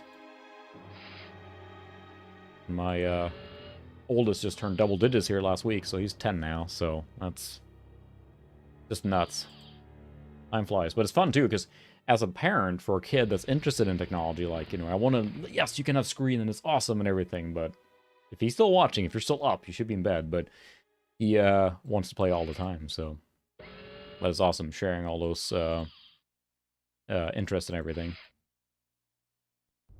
You know how hard it is as a parent when you like the same stuff to like, "Oh, you really shouldn't buy more of that stuff, but oh, I want it too, so. Oh, nice. I mean, 30 bucks, yeah, that's... We're paying through the nose now for this. I don't know what we're paying, honestly, but it's a lot. But we don't have a choice. We're using up the internet anyway. And there's no other option where I live. It's just one provider, and that's it. So, just use what you get. Yeah, and that's the thing. They have it set. And actually, with the 760, he's able to play at medium settings. No problem, so... Nice. That would be the dream if there's actual competition, which there isn't here. That would be the that would be the dream. All right, I think we got a bit of an army here now. I don't think we need the turret there. Okay, let's go wreck some stuff. Look at this slow movement here now. It is, and it's really fun and it's cool, but again, it's just like, let me put it this way, Pixel, if you had a kid who went to the store and you go to the turtle section and they're like, can I have this, can I have this, can I have this? Like, oh no, you can't have any more, but it's really cool and I want to buy it myself, you know? That's a struggle we have, which is awesome, I love it, but it does make it very challenging sometimes to be the good parent and all that. Ooh, there's a base here, and a lot of trees. I feel we're going to have some trouble with trees.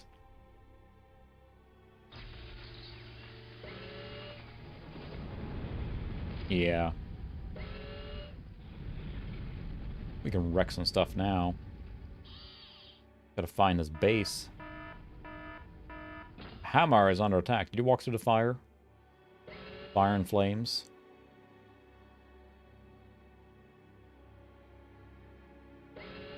Assume his base is gonna be like further to the west, but I see the stuff on the radar here, of course, so. We're cracking out units.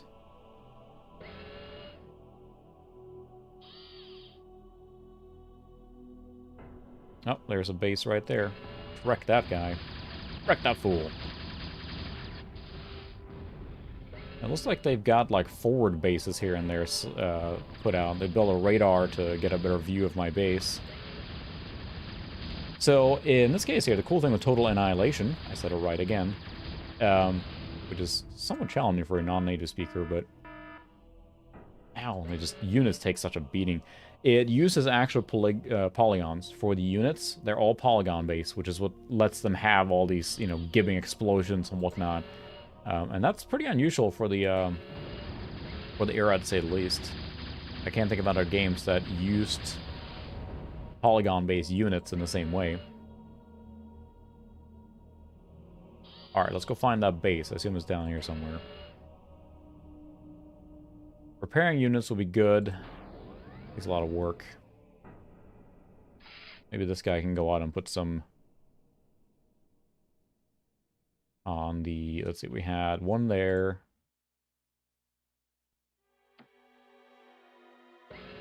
You walk over there. Build another construction guy. Buy more Zeus units.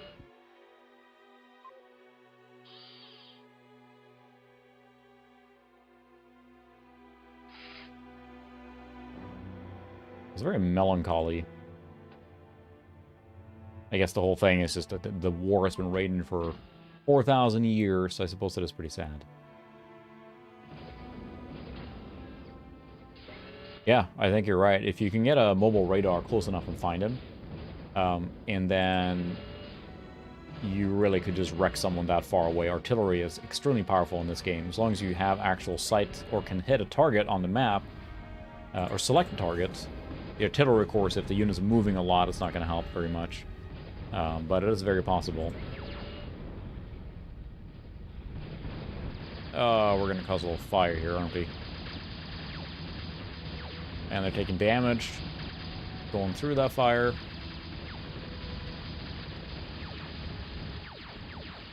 They should be leading their shots, really.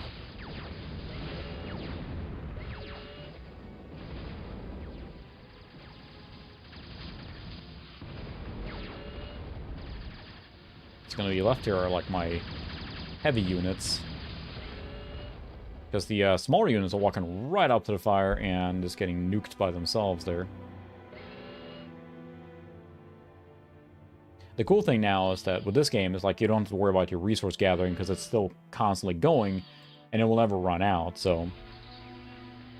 Huh. I never tried that. Shoot all. So that's not something you can just select as a command.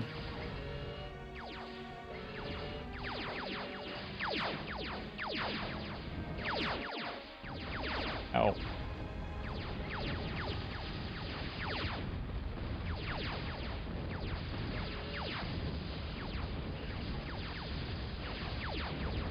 Pew pew pew. Yeah, I know we're under attack. It's...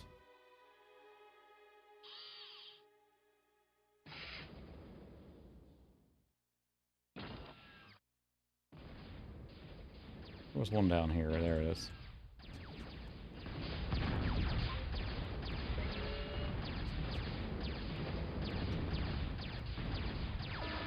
Shoot all. I said it. Here, I think we're getting into the meat here now of his base, but I also lost a lot of units. I'm gonna have to withdraw here and...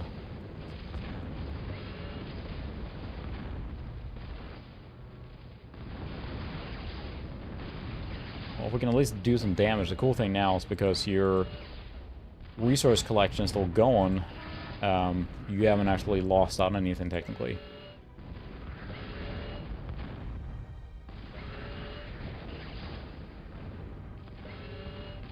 We'll see now if we can actually cause some real damage here to their base. I think those are deployed units. They cannot expand. There's metal storage.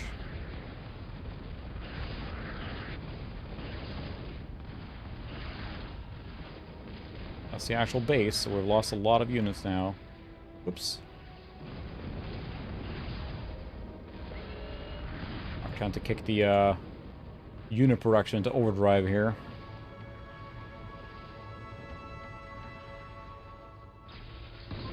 They're still holding on. So, tough cookies here. Thank you very much, Revenant. I always appreciate it. Ouch! Yoga Flame. Ah, cool. Very much appreciate donation as always. Thank you very much.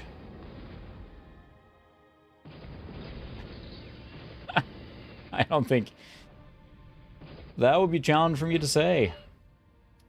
The Colonial Colonel and the Choir saw the sixth squirrel scamper up the sequoia on Isthmus of Worcester. Close enough. Nailed it. I do not know how to say Worcester.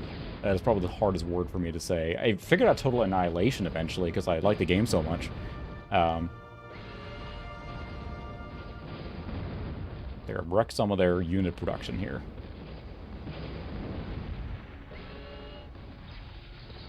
Not bad. Yeah, it is handling a lot better than I thought it would.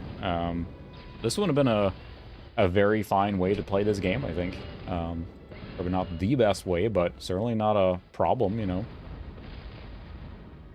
And it's funny, too, because you have nostalgia tinted glasses, right? So, if you go back and look at this, how much, like, was it really much better than this when we played it back then? I don't know. Oh, they wrecked all my stuff. That's alright, I got new stuff. Yeah, so what I have in mind for this, I actually have a 400 megahertz processor that I was thinking of using. You can use that overclock, or the multiplier trick, right, for the K62, and it will run at a higher frequency than technically the multiplier would allow because of the AMD's internal translation of a 2 times multiplier, right? It would make it like a 6x or something like that weird. So, even though the bus speed does not line up, if you will. Well, there, that should have hurt his base a little bit, I would think.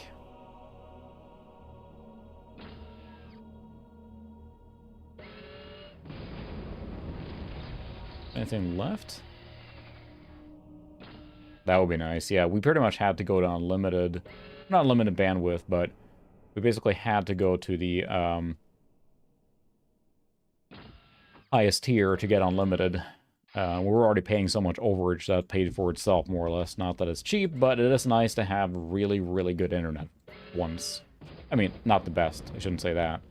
But we now can, like, stream 4K stuff, and it starts immediately. Like, I can download a game, my wife downloaded Witcher 3, and it was, you know, much faster than it used to be. So it's nice to be able to do those things, so... Ouch. That's all that's left of our expeditionary force here.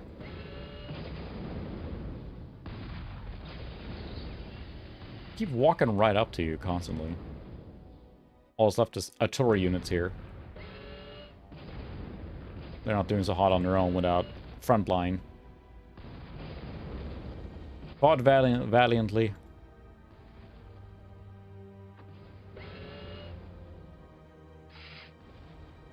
Maybe we'll actually move out and build some more stuff to protect. Even in Game Tech. Or Dermot, I should say. We're playing Total Annihilation. And they are totally annihilating my little units here. There's much left of that valiant fighting force.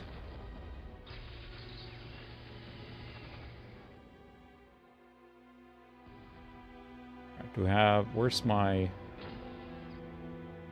Did my construction guy not come with there? There he is. It's just a little slow. Of course, now you can make bank if you were to walk into that camp over there. Still alive.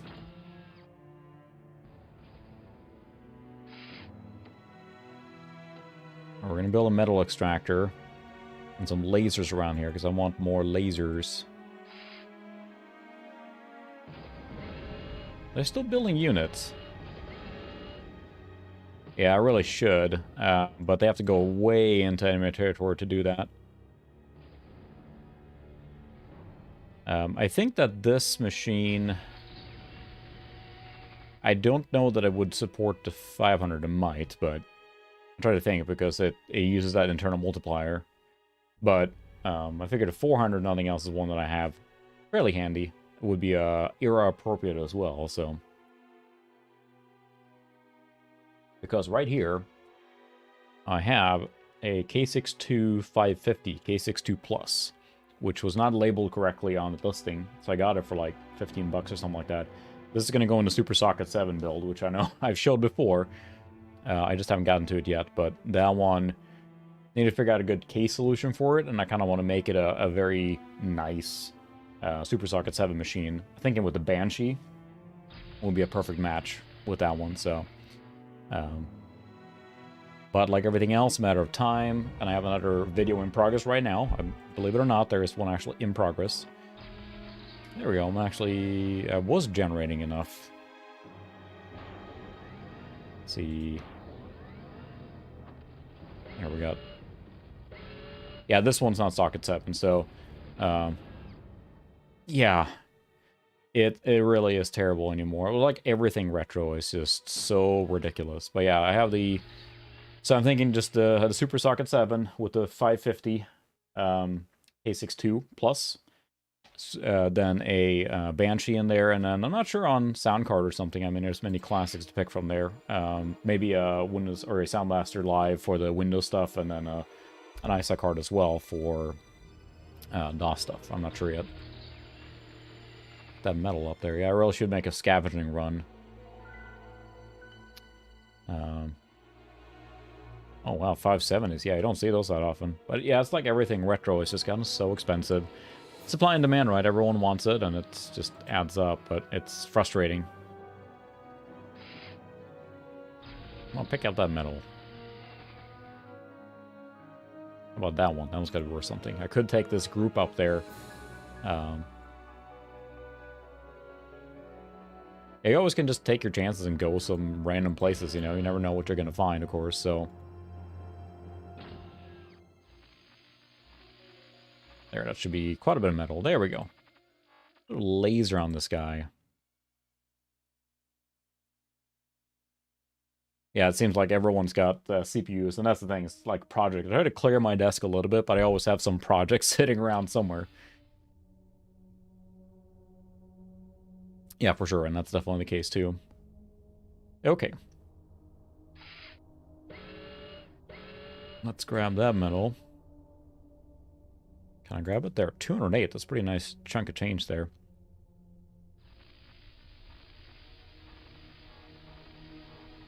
I wish I could build a radar bot. I don't think I can. What's this guy? Not yet, no. There you go. I put some of them away, but yeah. You can collect this here, that. You guys can move up here. Protect that little outpost there. You should go repair that one. You can actually reclaim units and actually destroy them by taking their metal back, which is kind of mean, I guess.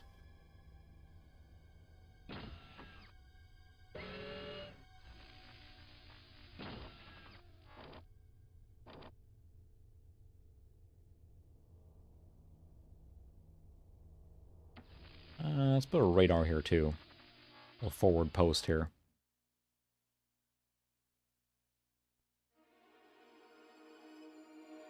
Then that guy can go down and build on that metal spot there. We should probably just send the commander to do that. He can do that.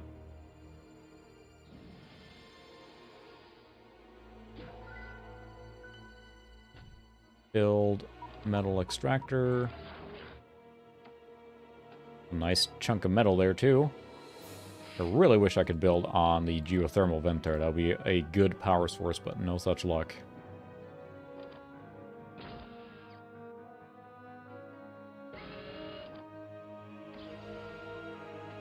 Put a laser there, too. Oh, there we go. We got units up on that high ridge, so...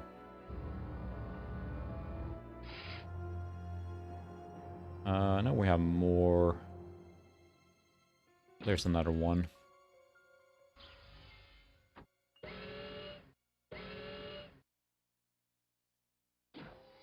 Finish up that quicker.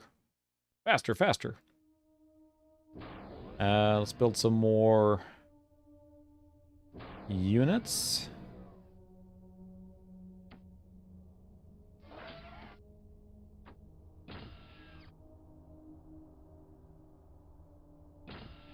And you smack another metal extractor on here. Here we go. Yeah, bag of RAM, so... Yeah, that's the thing is, I have many different projects in mind, right? And there's a lot of things sitting around that I haven't gotten to yet, and I feel bad about not making a product like that. I'm gonna say... Super Socket 7, right? I'd love to use it. I feel bad not using it because, I mean, Super Socket 7 feels like, again, they're getting harder and harder to obtain at a decent price, so... but I have another machine in mind first I'm going to work on, so I'll get to that. Probably need a decent case, too, for that one, which is the challenge. Yeah, I think I need a level 2 construction bot for the geothermal. I think you're right. The commander can only build basic buildings. But then I don't have access to build the more advanced one yet, so...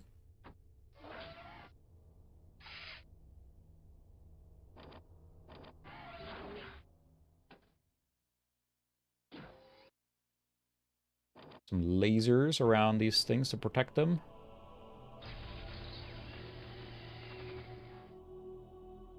But now we're building up another little army here. And we'll wreck him here in a second. Yeah, this particular machine, actually, that I'm playing on now is sitting in a pretty classic AT case. I don't have an easy way to show a picture, but just check out the video I made on it. But very classic one. I ran into some trials and tribulations just because I'm not that experienced working on AT cases, so... But I got there in the end.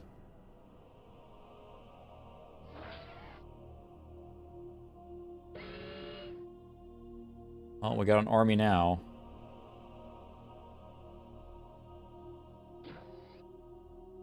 Alright, let's clear this forest here a little bit.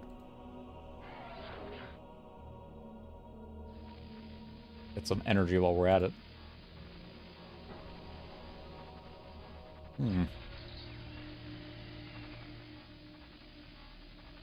And the biggest thing with this particular machine is that it's limited by that 66 bus speed, right? Which you can use some of the you know, internal multiplier to take care of that, but you only get so far, I think. I think that this machine can't be stretched that far because of the motherboard, but the Super Socket 7, of course, can be done very well, which then the 550 here should be a really good match for that.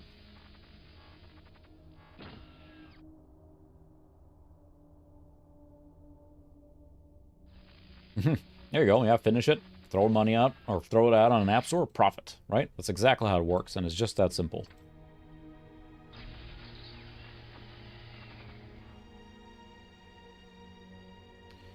Okay.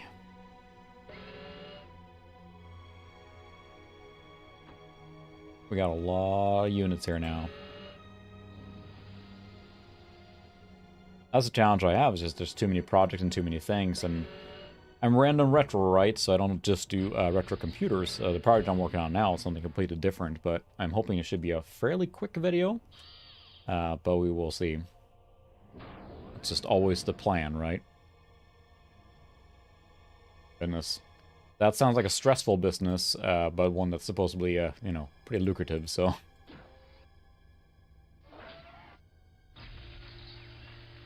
Okay.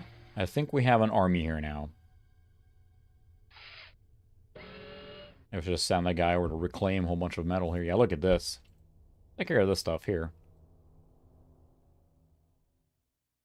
Clean up.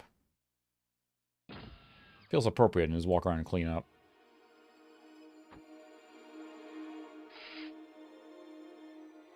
Okay, I think we have an army. That's the best part in these games. Look at this, like how it starts chugging now. Because now you have software rendered tons of units. The amount of polygons on the screen now, even though they're tiny, right, just dramatically increase. So you really, really need a beefy machine for this game to run smoothly. Let's do my job here.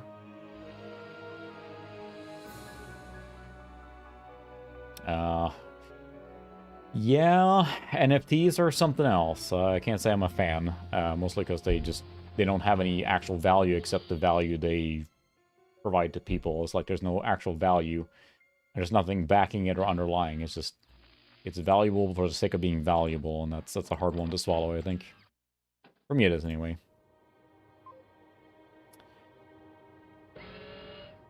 It's like someone said, it's like DLC without content. Like, you own the DLC, but you don't actually have any content to go with it. I think that's the best way to... Oh, sorry, DRM without content. So you basically have something that's like... Did these really start attacking here now, too?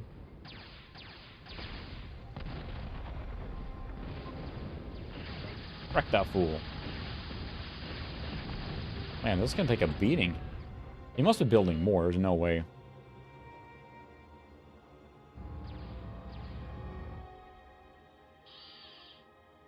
Must be up on this, down in this little valley here.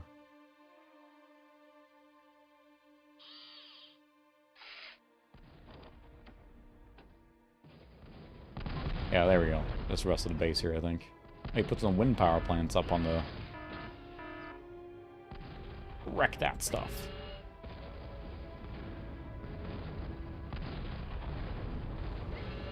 Maybe that was the last one. NFTs feels like just a typical gold rush thing, right? If you're in on the ground floor of something that can increase in value, then, you know, people want to get in on it. But it's unfortunate because it is pretty taxing on the environment and the fact that there's so many of them popping up, right? So, Huh. I thought... Let's see, let me check the music. Oh, was it custom? Random, repeat, custom, building, battle, victory, defeat. Because I think... Okay. That was dynamic automatically. Hmm.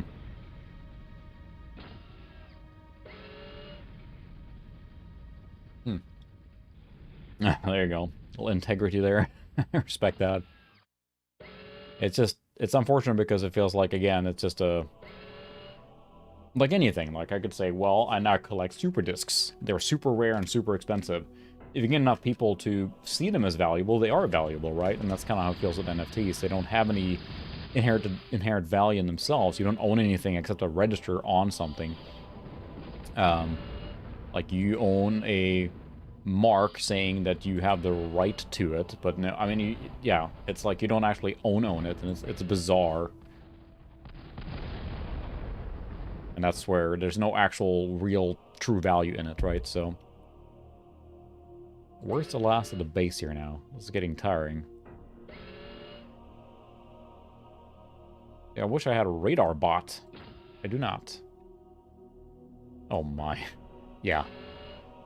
The WADA game one is a fascinating thing to watch, and it's unfortunate because it brings up video games with it, right? And you know, the WADA thing was just a huge, like, shell game, basically. It's the videos I'm sure many of us have watched were fascinating to see. Just, all right, there's nothing here. All right, well, come over here then. You can go start cleaning this up. Clean up that mess.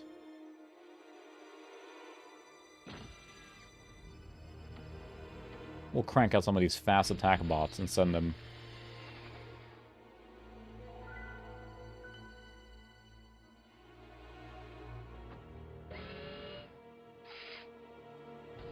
Anything else we can build?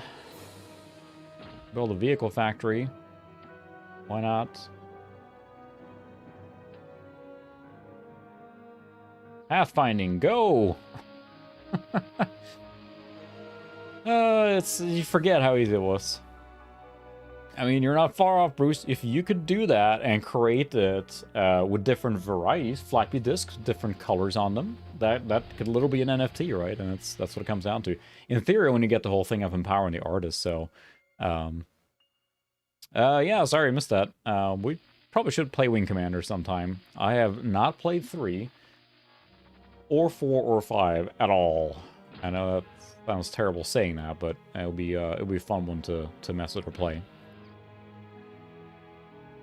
Alright, where is the last of this base? It's getting ridiculous. We're building some of these fast attack bots. These move pretty fast. They actually run.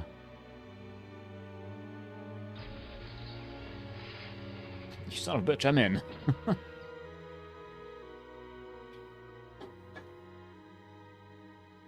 I missed streaming. I skipped 1 week and then I missed it already. Good thing we're back with a good game.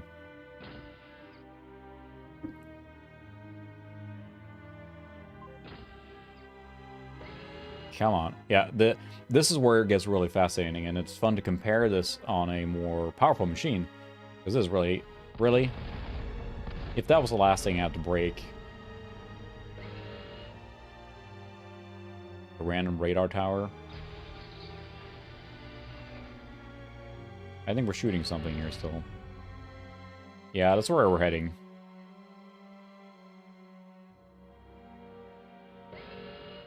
Ah, there's something up here. What the? This is some units parked back here. Okay. National Reserve. Found the last units, I guess. We've cleaned that map, so. And next, more of the same. So 111 units lost. Yeah. I used my energy well. No excess there. Or I had lots of excess energy, I guess. Never mind. They had nothing. Huh. They have no energy production. They just have an energy storage. Very creative in my save name there. So the Gate of Atlassian.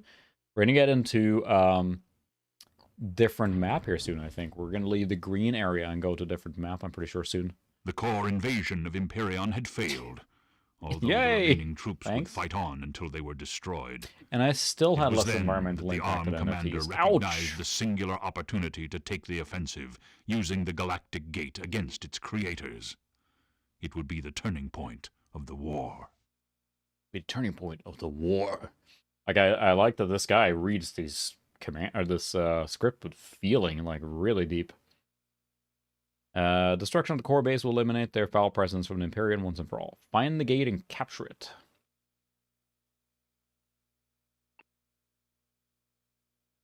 Immediate construction of a secure base is critical. Core deployment is massive and our patrols are frequent. There are advanced device to build advanced units also. You have a limited number of units on loan from the Imperial Navy at your disposal. Find a new Triton-class amphibious tank useful in this mission. Alright. Got an amphibious tank. It really is taken seriously. I love that stuff. You know what? Just go with it. It's like, in any material like that, it's like, yeah, it's, you know, this is not Shakespeare here, but like watching Patrick Stewart in Enterprise, or in Next Generation, right? Like, he is acting circles around the other cast members. He is, like, committed to it. And it's just fascinating to watch that sort of acting going on, you know? Yeah, so now we have amphibious tank that can go underwater, and oh boy, lots of stuff. Bulldog. A lay of the land here. Where's our commander? There he is. Not a lot of metal here.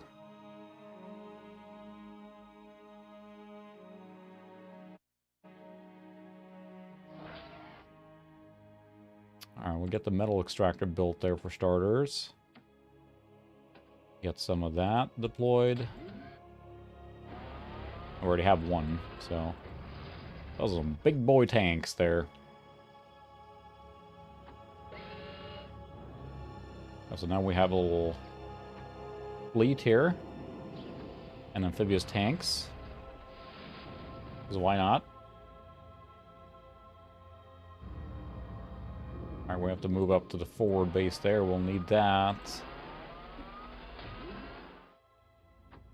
Good evening, welcome. See if there's any more metal stuff we can find here. The trees are kind of annoying because they just, like, they wreck my units when they catch fire.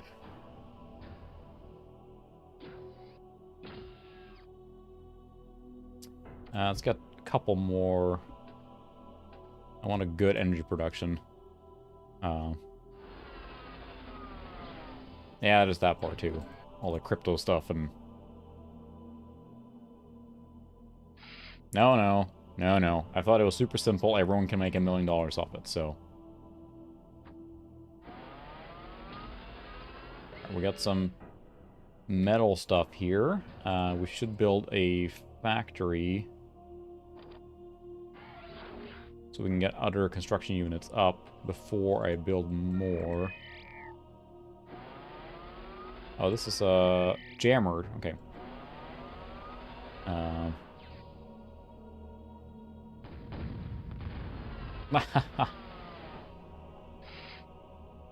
Tanks so much.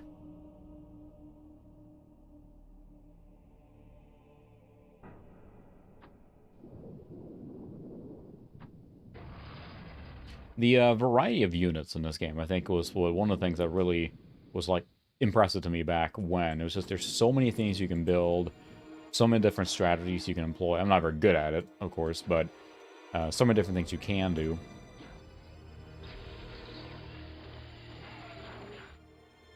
And after a while, you can build advanced extractors, too, which extract even more metal from the same place.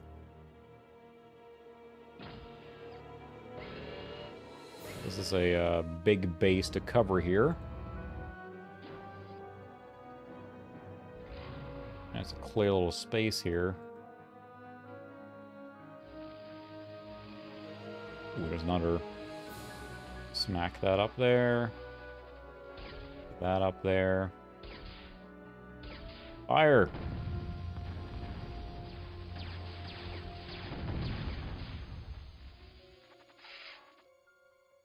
Little pieces flying still.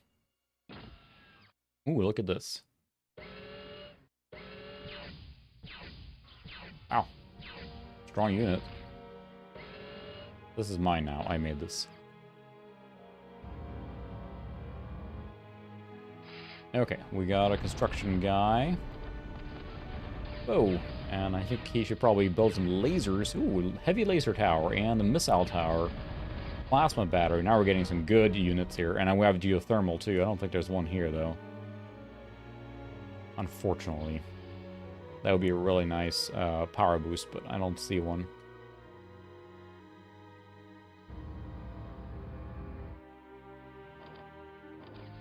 So I can't build energy storage. We will build regular laser batteries for now.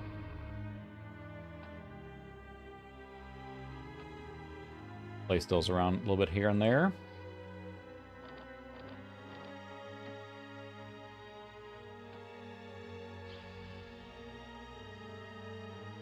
We'll need more energy.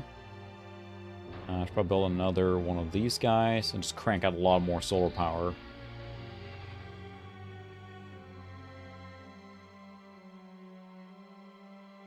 And we're out of juice already. Alright. Here, get some trees. They're in the way.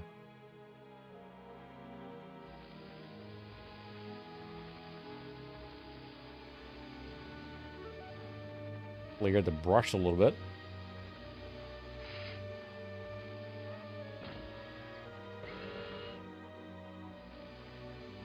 And then you can see how you can queue commands.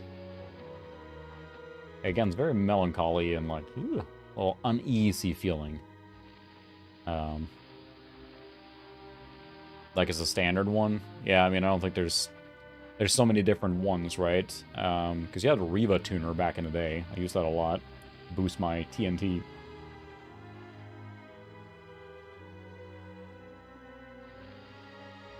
Are you done there almost? Okay.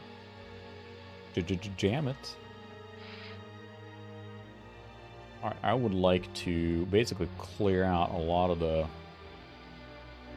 trees here so I have a better line of sight and fire. That guy's going to do that for a while.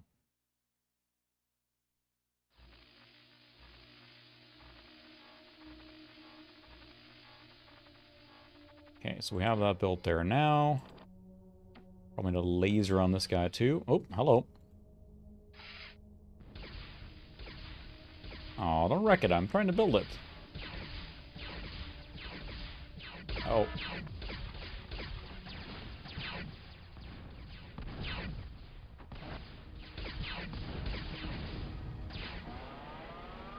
Oh, those jerks.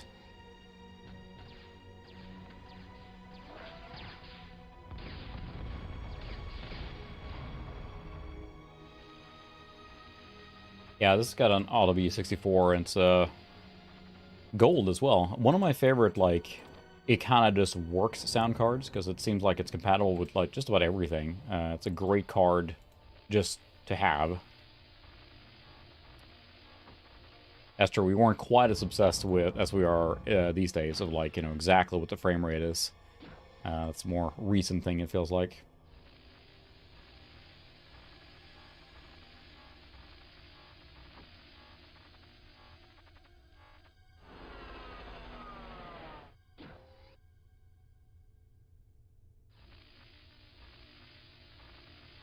Play a little bit of that up.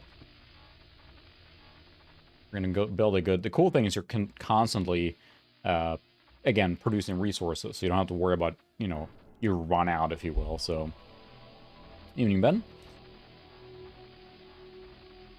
Yeah, it holds up really well. And this game holds up really well, I would say. Not a radar, as I can see what's coming.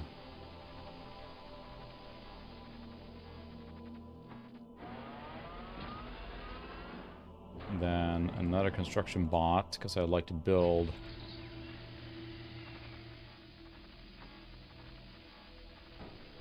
to really get a pretty strong perimeter here so I can actually have a defended base.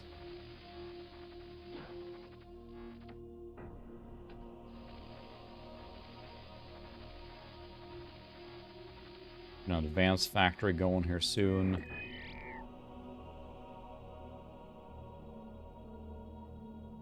And some more,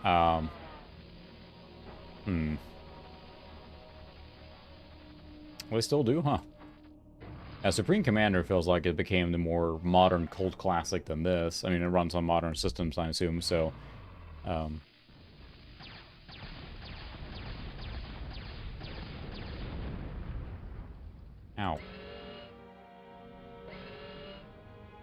Hello?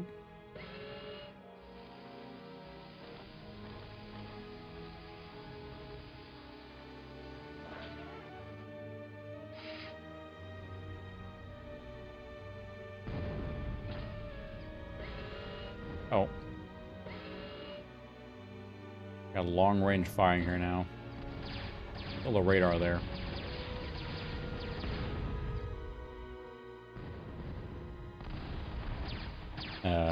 I like to build some of the more advanced batteries here, but what I would like for this guy to do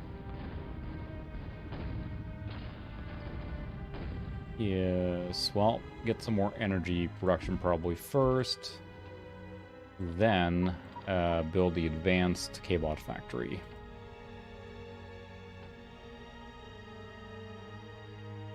And this guy now is going to try and build some of the more advanced, like, missile towers and stuff after he repairs this thing. I like to what I like to do in these games is have a self-sustaining base in the sense that you don't have to worry about, you know, defending it. Like, there's towers everywhere as needed and walls and whatnot to protect the base, so...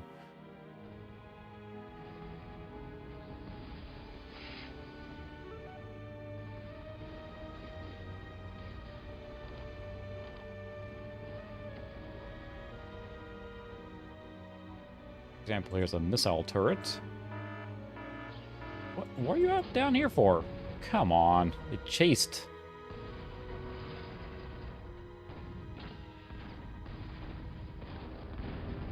Ow. You gonna make it? Nice.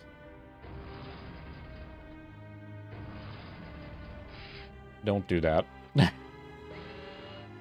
There we go. I should play Supreme Commander again. It's funny how much I like Total Annihilation, and I played it so much, and I've only played Supreme Commander a little bit by comparison.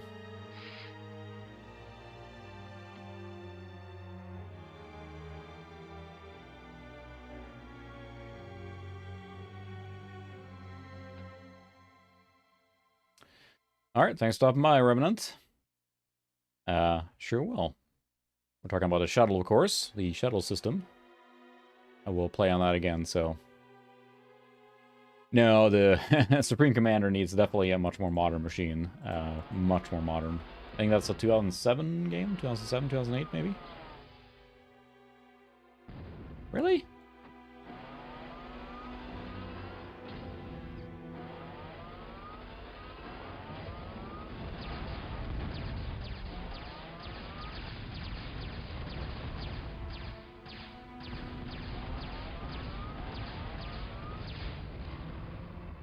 Very nice. Yeah, the 500 megahertz seems like it's a really good processor. Kind of the one that you can use for a lot of flexibility, like, you know, turning it down or tuning it up or whatever it might be. Okay,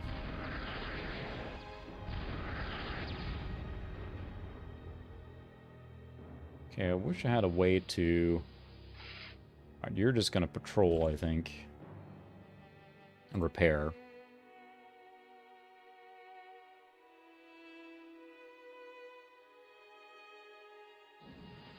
Then you are going to build this laser, strong laser turret, a double one. Double lasers, what does it mean? Now, once that's up and running, we can start cranking out some better units, and we can probably build a vehicle factory too here.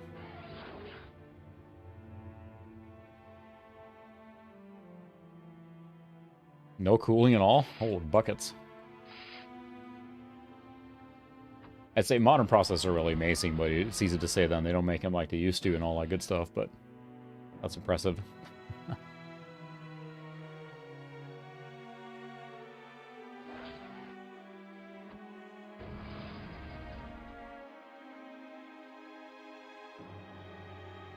Don't necessarily have to do that, but that's fine, I guess. So we can build chips and stuff like that now, too, if we wanted to, but we'll see what we get first here.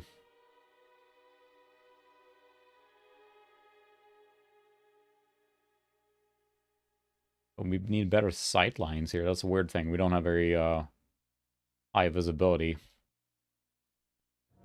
Let's recycle some of the scrap here, too. Now we can build a construction vehicle. I always thought that one was really cool. Not a construction vehicle, but a builder vehicle. Yeah. Builder tank thing. I wish I wasn't selecting the... bugging me a little bit. It selects the building, too, when you do a drag select. Worst game ever.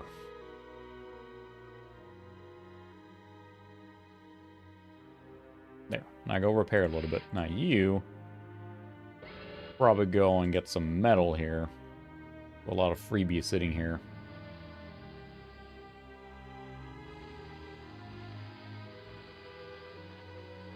There's a little boost. Slurp that up.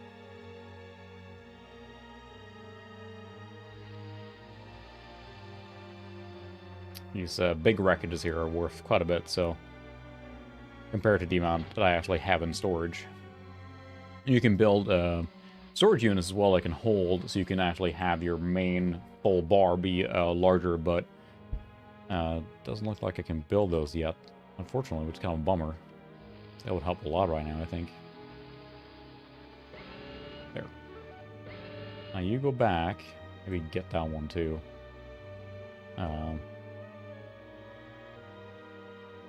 Okay. That makes sense, yeah. It's been so long since I played this. Still can't build an advanced one, but that's... oh well. I like these fast attack robots. They're, really quick. Plasma battery? Mm-mm. Yeah, we'll throw one of those out here, too. Because why not? That finished there. Now we can build an advanced vehicle plant. I really wish there was geothermal energy here. That would be a nice boost. Alright, thanks for stopping by, Tyler Jane. Have a good one. Hope to see you next week.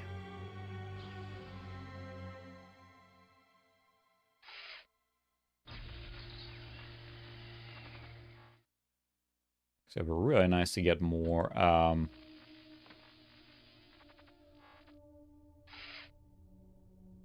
energy production and power too, or just metal, but clear out some more of those trees here.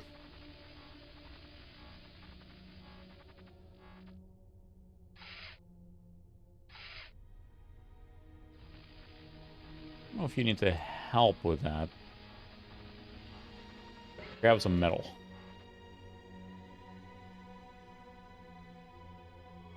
You would dare grab that far there. Pretty soon we should start cranking out units so we can clear the map area a little bit too.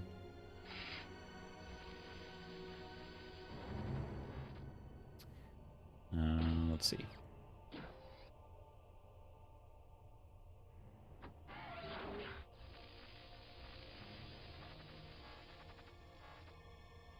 There's picking up quite a bit there now. Maybe not a bot there.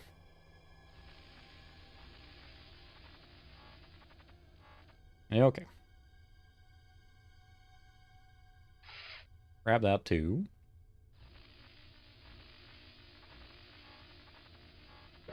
Alright. Turn to base. To clear out some more trees here. I don't like that they're in the way so much. They catch on fire and everything, so... Grab that metal there.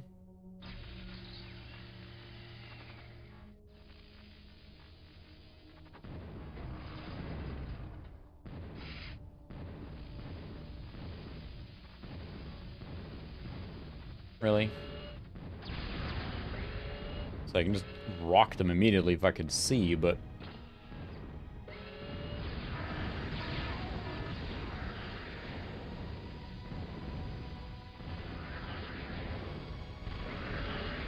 Yeah, as soon as you get visibility on there, then the missile towers can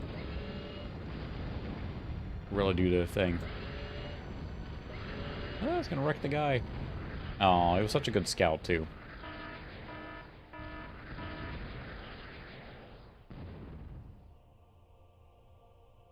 We get him?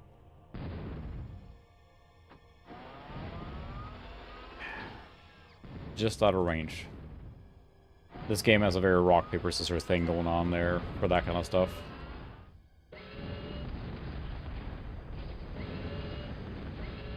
How many missile guys do they build here?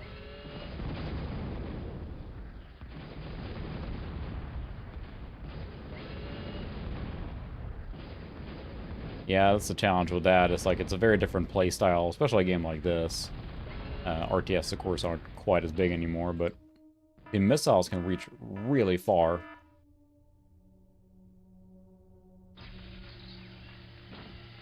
I just got slagged there.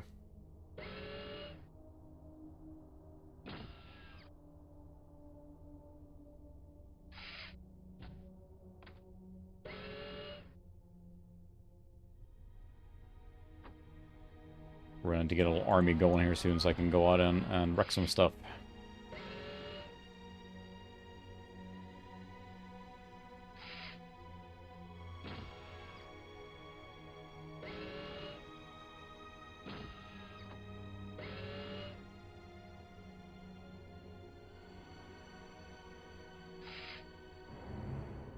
Grab that one, that's worth a lot. Finish that advanced building here soon so we can build more of the big tanks. Yeah,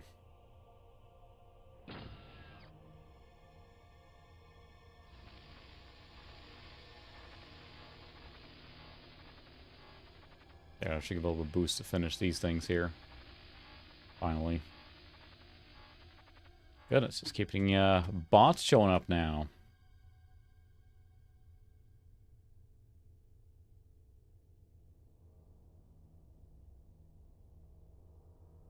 I'm that popular, I guess, so. Finally made it.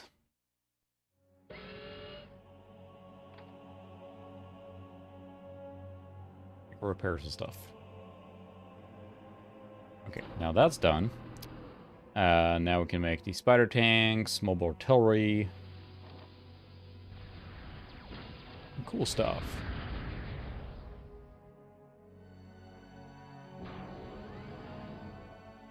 And what we should do now is just... Come on. Okay, run out on scout.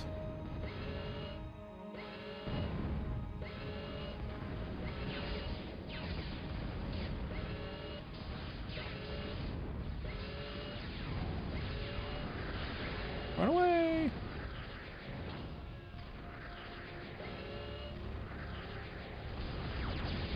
Once they come here, they're wrecked, but...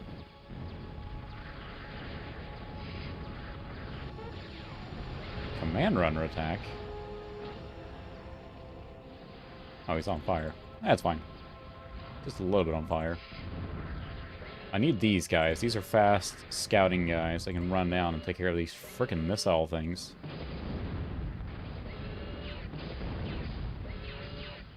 Right up in their grill. It's getting ridiculous.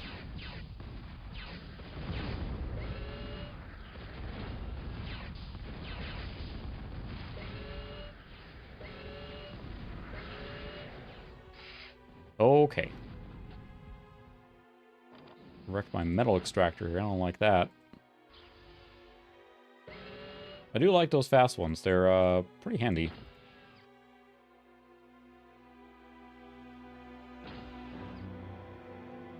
Yeah, very good explosions. Yeah, the AI is a little annoying.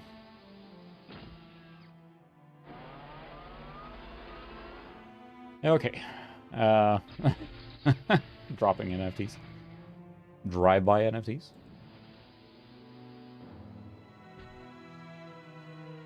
Should add something that had longer sight lines here that can actually... Whoa, that's pretty good stream there.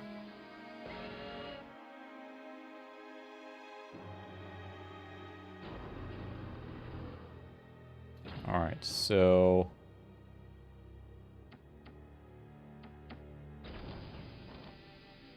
Crank out some units here now. Could use some more metal.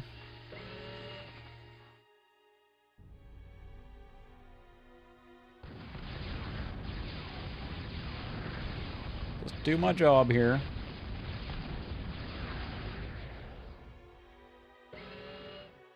Cleaning up. Acting as a spotter. But, you know.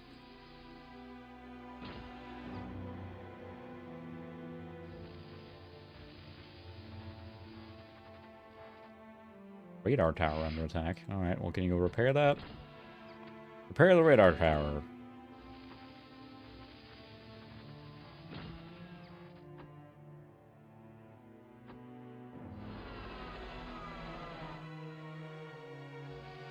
Let's see if we can actually move out here and actually get some progress. I do not select the laser towers. Alright, thanks for stopping by, Pixel. I'll see you hopefully next time.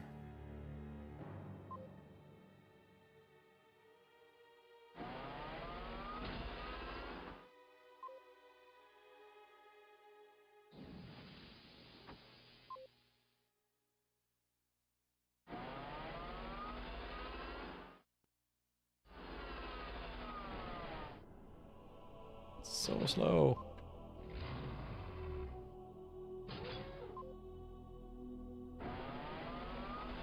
See if we can actually clear out some of the stuff so they don't keep coming for us constantly in that one spot. There's gotta be a base here or something, right? Kablooey!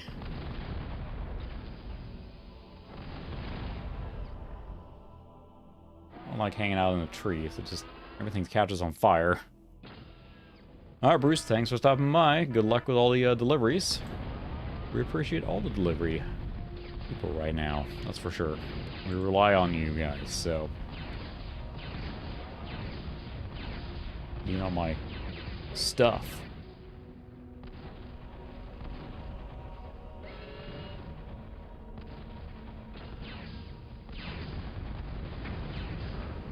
Alright, let's see if we can get some stuff done here.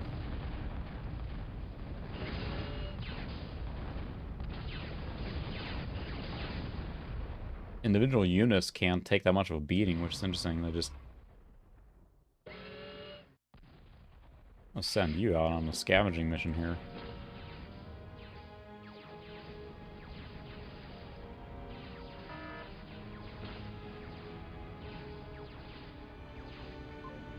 Clean up. Oh my, we got the high ground here, or middle ground. I don't know what ground this is, but...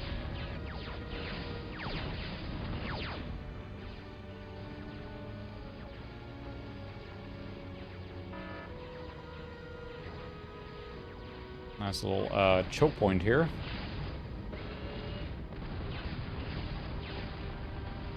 We're gonna get so many units jammed in here. It's gonna clog the... We'll send wave after wave of men.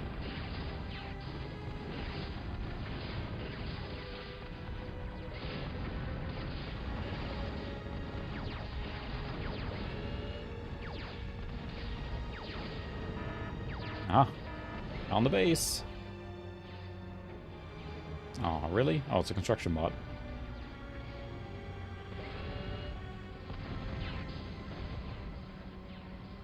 Right, do we have any more units finished building here?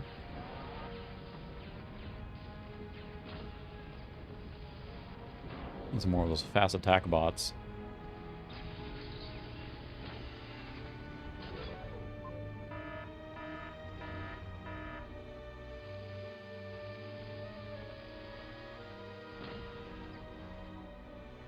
There we go. Now we're getting somewhere. Oh, goodness. Yeah, good luck. Good night.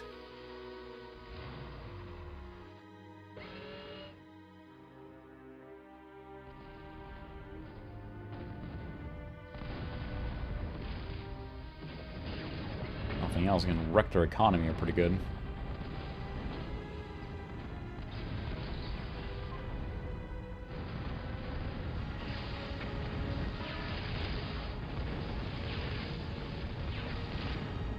Getting into the big explosion. We have big artillery here now.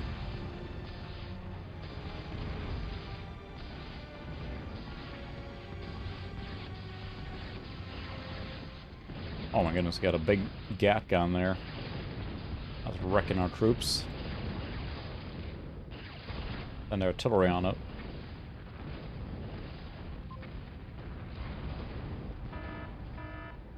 I know, everyone's under attack. I'm trying. Gotta wreck that gat gun. That's really taking care of business for...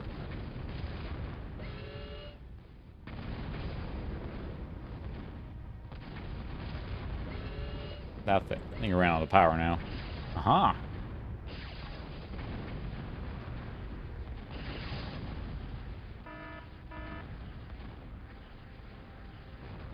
So the missiles can fire for so much, so far of a distance.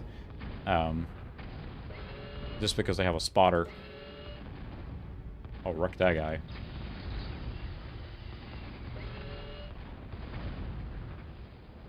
Alright, we gotta keep cranking on units, I think.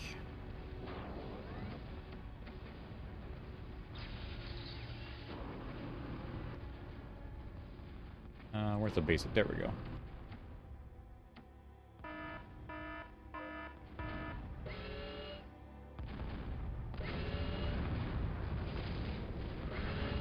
Why are you still firing? Oh, for Pete's sake. Hey, you, go out here.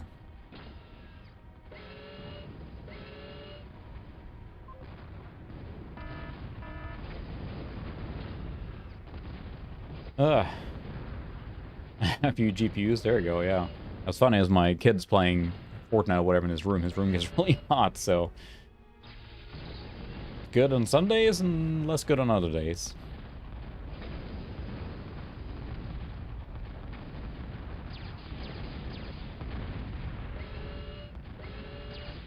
Still have energy? You still alive?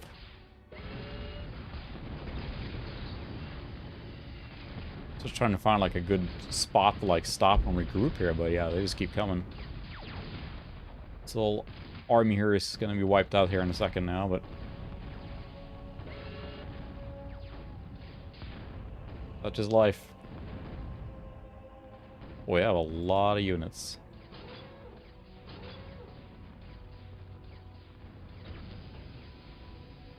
This guy can go do some cleanup.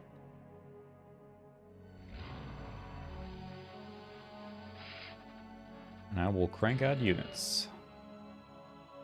I can set...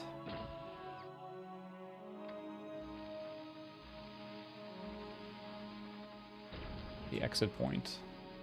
Nope. Yeah, there we go.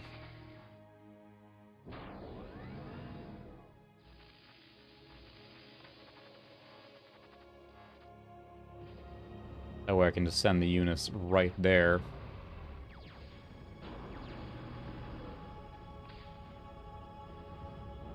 Oh, they're coming. Ah!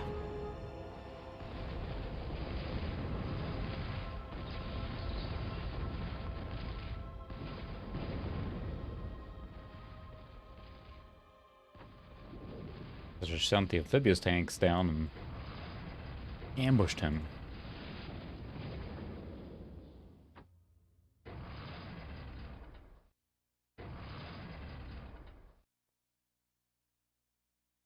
Okay. Let's amass another army. And again, since you don't run out of your, spice field or whatever it might be, all that stuff's available right away, so...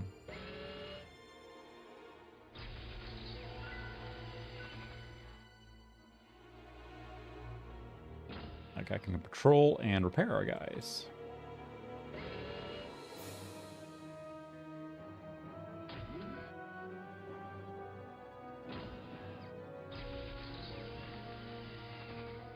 Missile one here.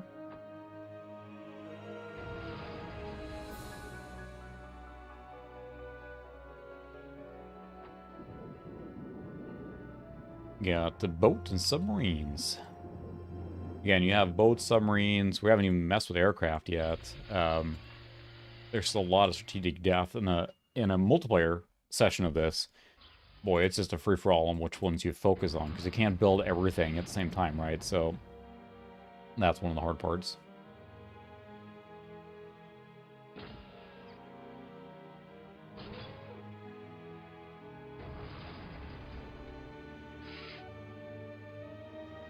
Fix me.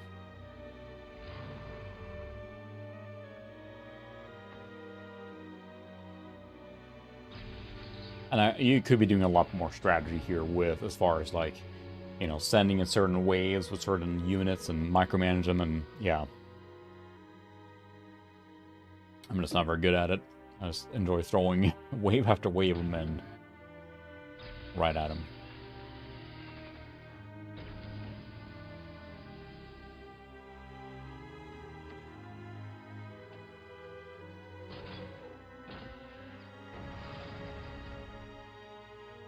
See, I'm pretty sure I have more of this guy here.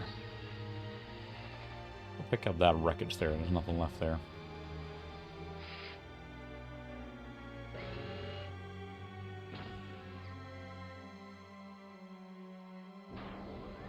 One more of the, let's see, we need more of these, more of those guys for sure.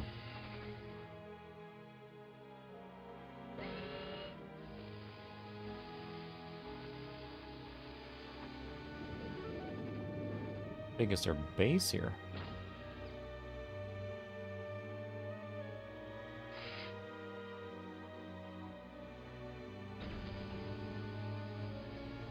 Coming up this side where I have the weakest defense right now, and jerks.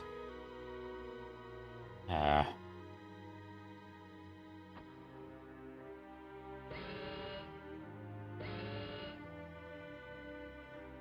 Not gonna fly.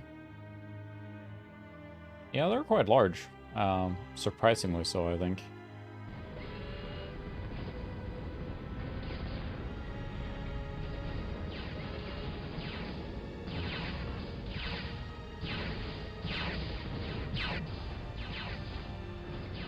Hurting ourselves as much as we're...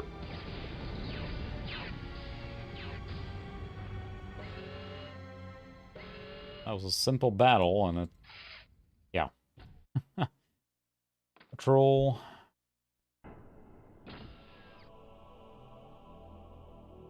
Walk around and fix stuff.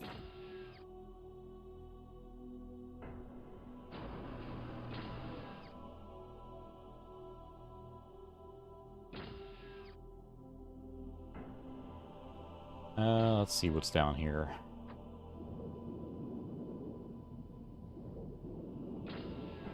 You can get some pretty beefy battleships later too. That can really rain down a lot of destruction. And it's weird. You gotta have some spotter forward to be able to hit targets and stuff. Like a battleship by itself is not useful, but if you have a spotter further up, then you can actually hit targets really far out. Denied.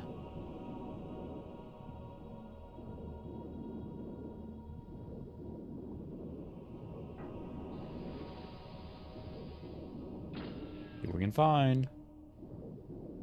Well, I am pleased so far with the internet, the new internet upgrade we did, because it's holding up. I haven't seen a single drop frame from OBS at all. It's been holding steady at a high bit rate, so hopefully the stream is a little clearer to this time too. I'm running at double the bit rate than I was before.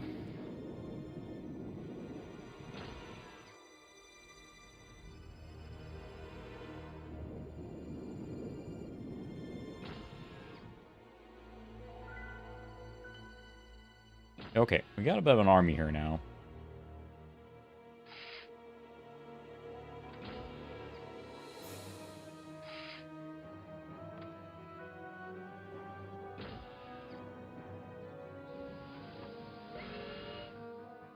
Just a little bit of an army. Probably able to go wreck some stuff now. All the AIs is really going bonkers here, not trying to figure out how to move the units. Certainly not the strong suit here.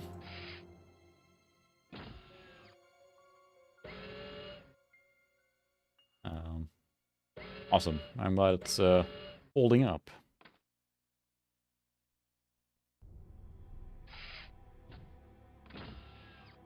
Repair all the units here before we're going to battle. Bitrate is one thing, but just being able to keep a solid stream, of course, is key. I was frustrating between not upgrading my computer and not getting a faster internet to hopefully take care of that problem for once and for all, so... I haven't upgraded a router yet, but may end up doing that too. Oh, that's the edge of the map, so... I guess you could have built a bunch of amphibious tanks and come in that way if you were so inclined, but... Well, the map's pretty big on this side here. Okay, let's see if I can select everything here now. Everyone move down there. That's the question, too, is, like, I could stream, actually, I thought about it. I will be able to stream at 1440p with this new internet speed, but I wanted to keep it safe and run 1080p. Because, I mean, once you get good gigabit up, I mean, that's what you need, right? So, we don't need that much up, I guess, to stream 4K, but that is a lot of data to transfer.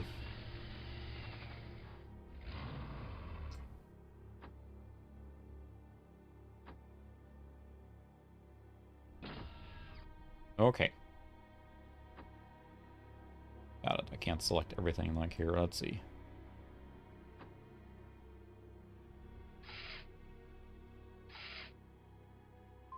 Okay. Now we have an army. Chugging, chugging, chugging. You can do it. Come on. Yeah, exactly. That's what I'm thinking too. I'll try it sometime maybe, but for now I'm going to run 1080p with a higher bitrate, and hopefully I usually watch the stream afterwards to see how it looked and, you know, check audio levels and that kind of stuff. And I would think that this setup here should be better, but it's nice to see 12,000 kilobits per second just maintain and stream the whole time, and that's not even half what we have up, so it's a nice change.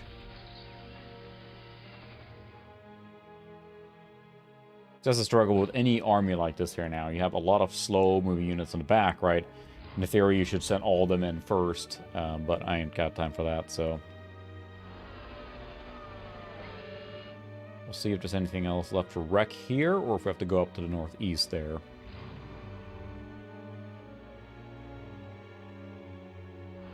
I thought I left one building.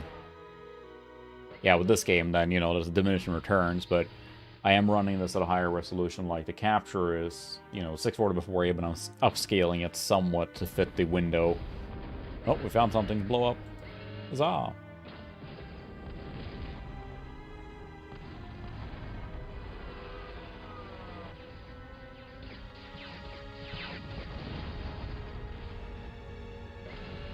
This is the back end of their base.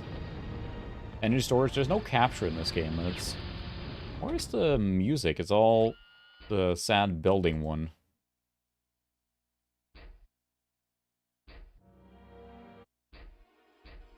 I want the cool battle music.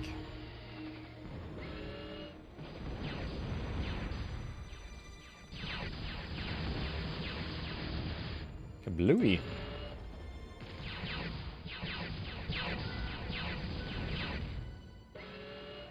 I feel like just one sort of game I don't want to think about collecting more is RTS games in general. I'm just a big fan of RTS games. I feel like there's a lot of the ones that I missed out on.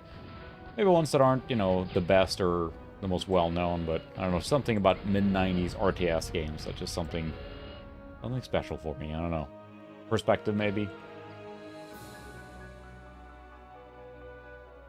Probably, my goodness. We have an army now. Something of how you have control of the battlefield in real time, and I'm a big fan of, you know, turn-based strategy games too, but something with RTS games, something special. Maybe it's just because they exploded in the 90s. There was a lot of them, and for a while I was buying every single one I could as it came out, but that doesn't... it's not feasible for that long. Especially by the time you got to like 96 or something, there was just so many RTS games coming out of the woodworks. Every month there was a new one, it seemed like. Well, I think we're... oh, there's something up here.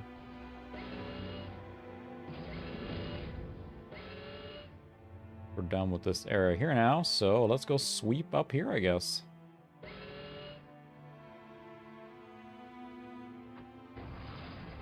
Aha, nobody expects this, the underwater tank.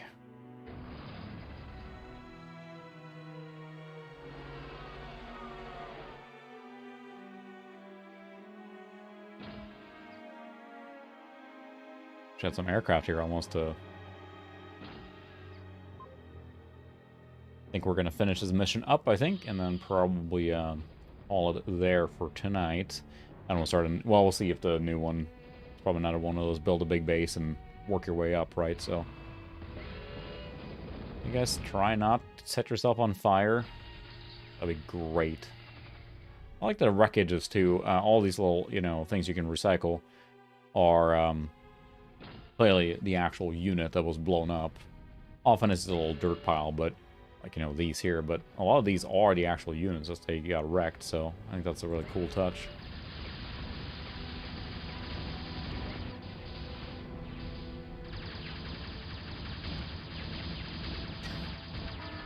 Spray and pray.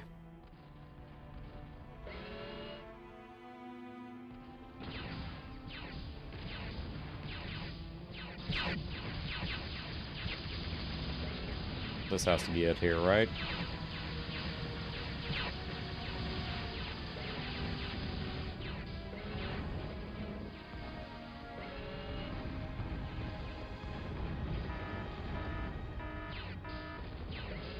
Those thuds, those long-distance ones that they have between the artillery and the missile ones. Boy, they're kind of annoying. Oh, I guess they went for the base. But that's cool. Good luck with that. There's just the one thing left here now. Maybe that's an extractor.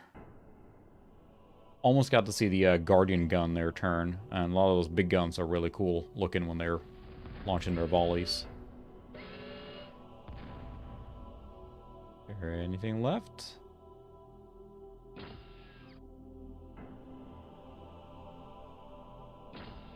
Okay, you're a zipper, you're fast. Run up here and see if there's an extractor there. I like those. They don't take a... can't take that much of a hit, but I like the fact for their recon ability.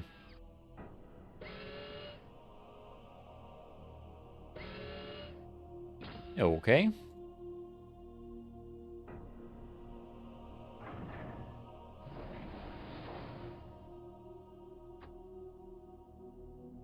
Anything over here in the water?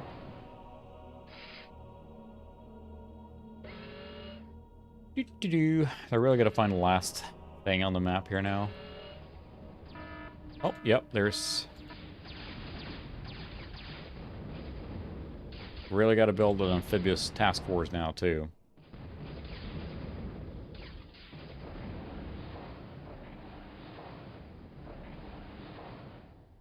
Okay. So that's cool.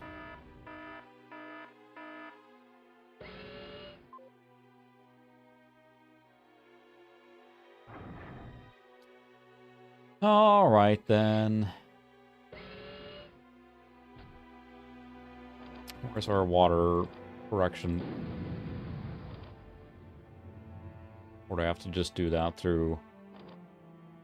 I can't build a submarine base, so I really have to just do amphibious tanks. Oh, boy.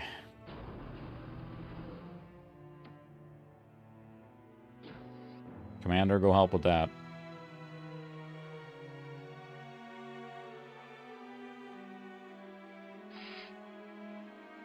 And clean up here a little bit, maybe?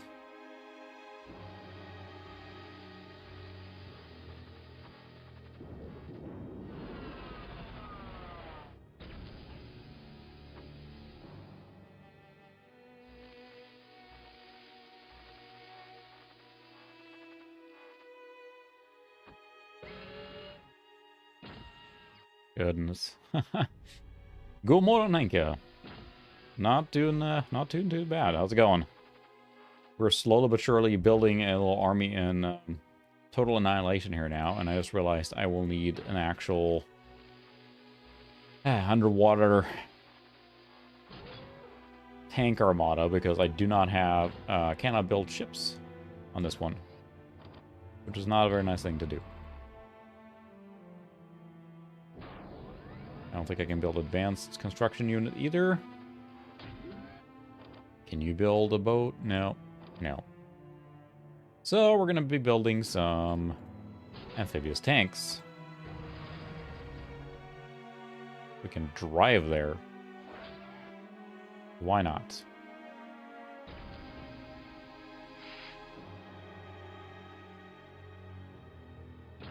Goodness gracious me.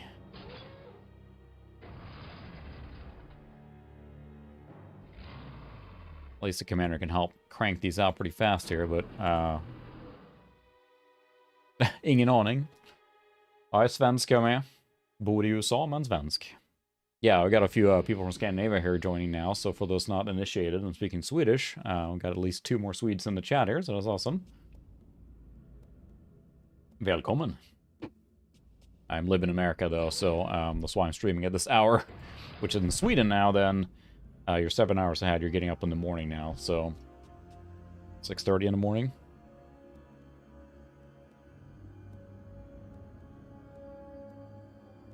Here it is 11:30 at night.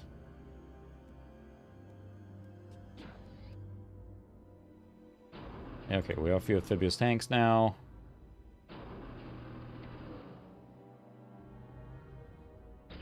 Yeah, this is actually my Swedish copy that I got in high school. So, Total Annihilation. Great game still, although I'm never good at it. I always enjoyed playing it. Great fun in LAN parties. Send in the water tanks. Blub, blub, blub, blub, blub, blub, blub. Look at that 3D terrain there. Look at that. Ooh. Cool. Why would they do this to me on a level where there's no way to drive over there, right? Nope. Nope. I should probably zip some guys over here to just to double check there's nothing down here.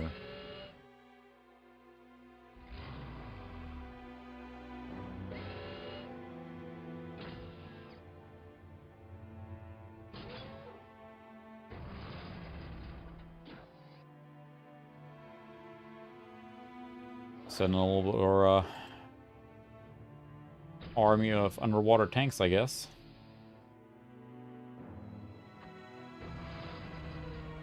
After we send in some U-boats and stuff. Let's say you're up really early. Oh, we found something else. Oh, for Pete's sake, there were some units here.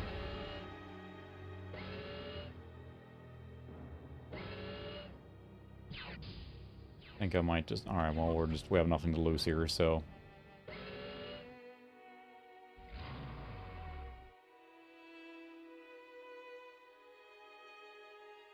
Move out. Transform and roll out. Or in this case, make a slow and plodding movement across the map. Here, if you're going to do it, might as well do it properly. That might be enough amphibious tanks there now. It takes so long for them to get down there otherwise. I really don't... It's a huge water map here now, and they didn't give me any, kind of a bummer.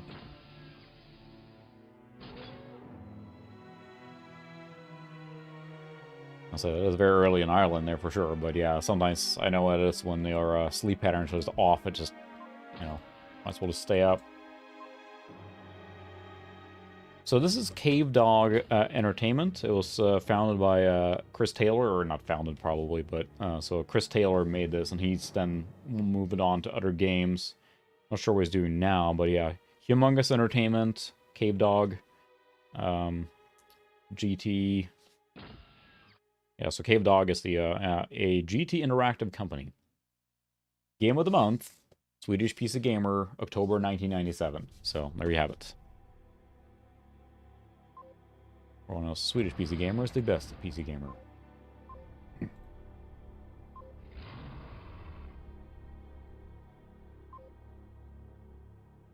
I go find those dudes and wreck them. I'm gonna wreck them.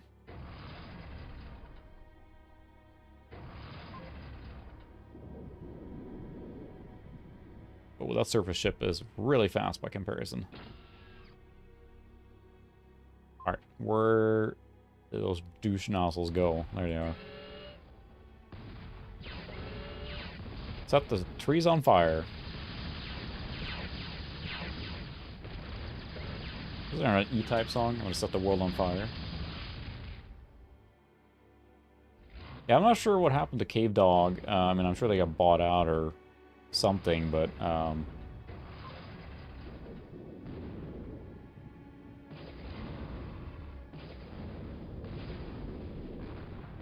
ship here somewhere.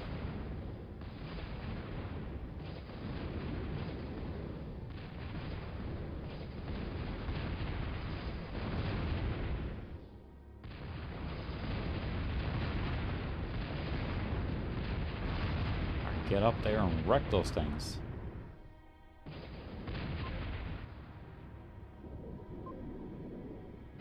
Alright, what's left? Is there more islands around here? With remember in the school learning English, right? Iceland is an island. Iceland is an island. A long time ago.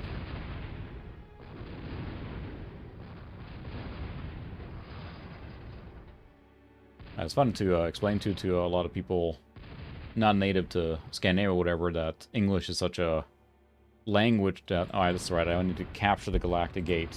Not wreck it, right? Just capture it.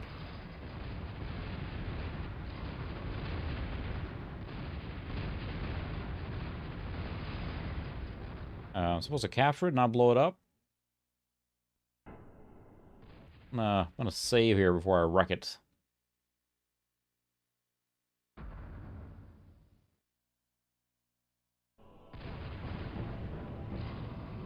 Well, we wrecked it, so... Oh, yeah. So defeat... How do I get... Oh.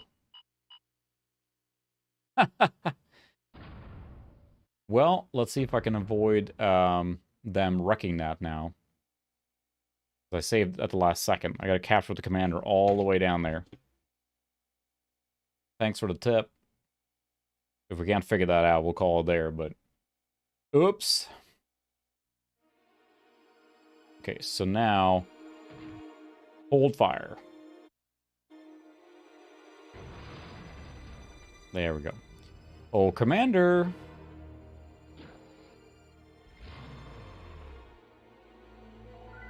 At least he walks somewhat fast, I guess.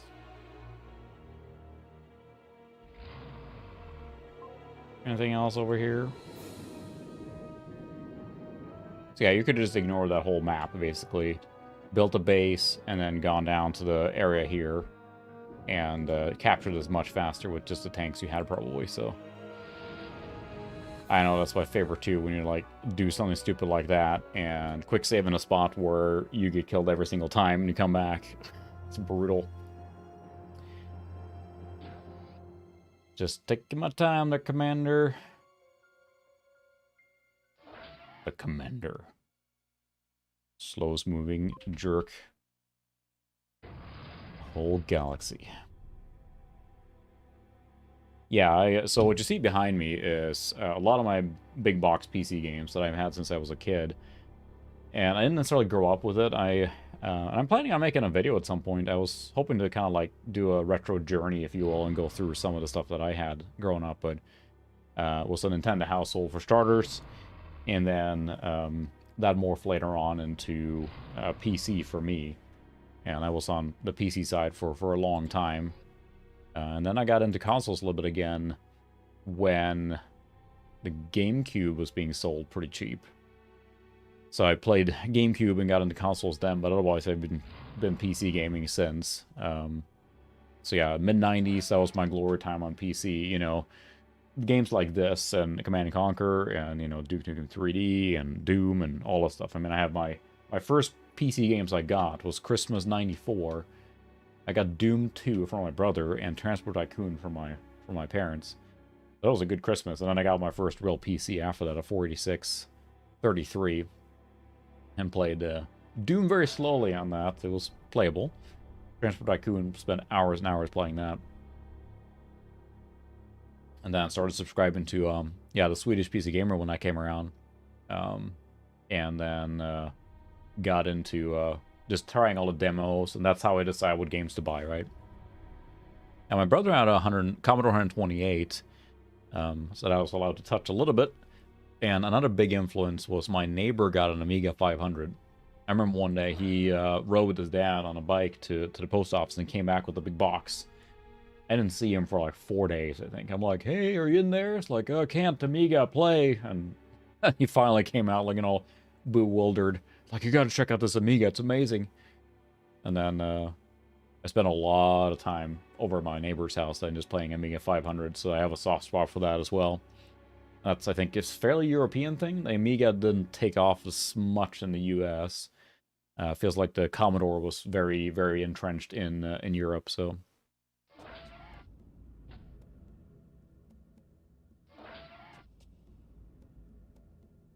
Alright, let's push the capture button.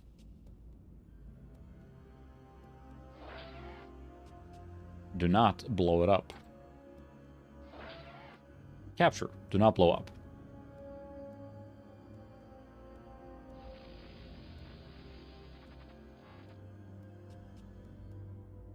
Capture it.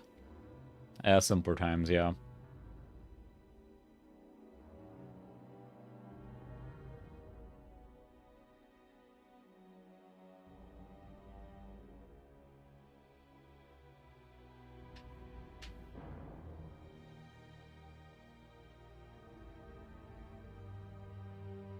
That's taking a while to capture.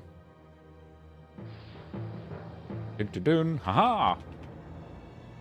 So, yeah, it's, actually, it's interesting because, so the machine, I'm not playing on it right now, but I do have a P1 166, which is an AST Advantage, which is almost identical to the machine I had. The second computer I had, because the first one I had, which is... These are become very desirable. It's a compact Presario CDS all-in-one. So monitor and computer all-in-one, right? A 486. I don't have that anymore. But that one, I would love to find one again. But those are not as common in the States, for sure. It seems like they sold more in Europe. And they have become so desirable now. If you look on any retro forums and retro Facebook groups or whatever, they all want one of those compacts. So...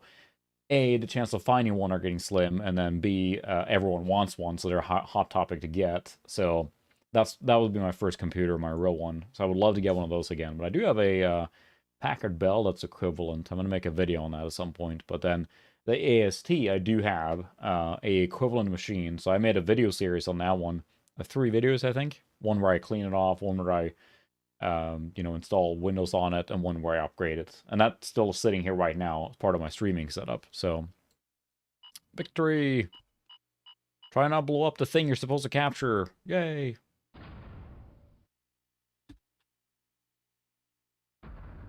I'm just curious on the next one. We're not gonna get into it. It's already late. There we go. So there's some new map now. We'll look at it real quick. The armed commander made a bold counterattack on the core outpost from which the invasion of Imperion had been launched. Thalassian, a windy planet largely covered by water, had been captured by the core quite recently. Core forces there were unprepared for the sudden appearance of an armed... Ta-da! The armed commander, of course, can come in and just wreck stuff right away, so...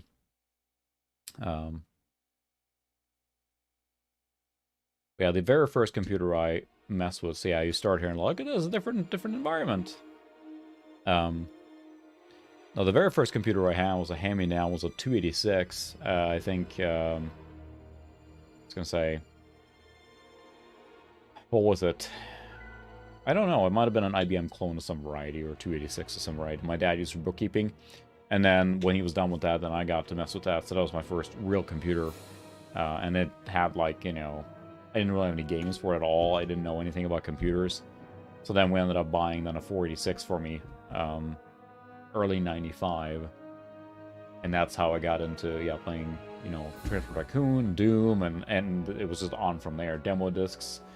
Demo discs was such a godsend because there's so many games you can try out and everything, so... yeah, those videos are old now, and I'm like, eh. But it shows you the computer at least. I think I made 4 videos on it, because there was one, too, where I upgraded it and messed with it even more. I put in I fixed a video card on it, and then I put in a 525 floppy drive in it and everything, so... But yeah, that's the general computing journey. But I'm hoping to make a video series at some point, like detailing my retro journey and showing the computers and, you know, little demo stuff. It'll be fun to make that. Nostalgia for me and nothing else, but... I could wax on poetic about the nostalgia factor forever, but for now, it's probably a good time to call it now. It's fun to be streaming again. I'll be streaming again next week on Thursday. I am planning on at some point do a special Saturday stream, I think. Probably earlier, so our European friends can not do it in the middle of the night. I'll post something on Twitter and Discord about that, but... yeah, when the CD-ROM came around, the multimedia... My compact all-in-one was touted as multimedia, because it had speakers built in, right? And it was the big deal that, you know, I remember, like, getting a CD from my sister, like, oh, try and play the CD, and it played the music, and it was, wow, amazing. Yes, Core Contingency, so I have the box for that, too.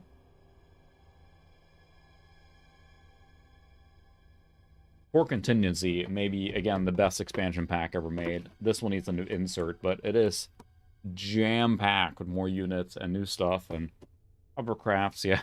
New missions, new maps, more control, map editor. And it's also the, I'm not sure you played this, Oz, the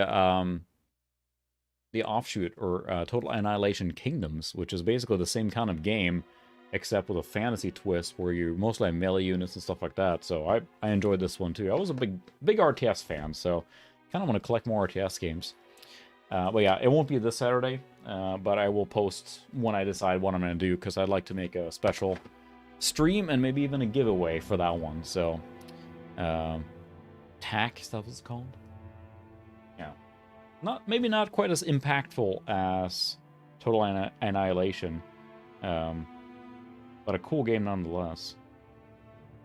Very similar, so yeah, I don't have the Iron Storm expansion. This one has a higher system requirement, too. I think it had more particle effects and just hero units, and this is a cool game. But anyway, thanks everyone for joining again. It's fun to be back streaming. I'll be back next Thursday with some other game. Try and alternate between strategy and action, so I might go for an action game next week, but we will see. As always, I appreciate it, and hope you guys have a good week, and I'll see you next week. Have a good one. Good evening. Godnatt. God morgon. See you guys later.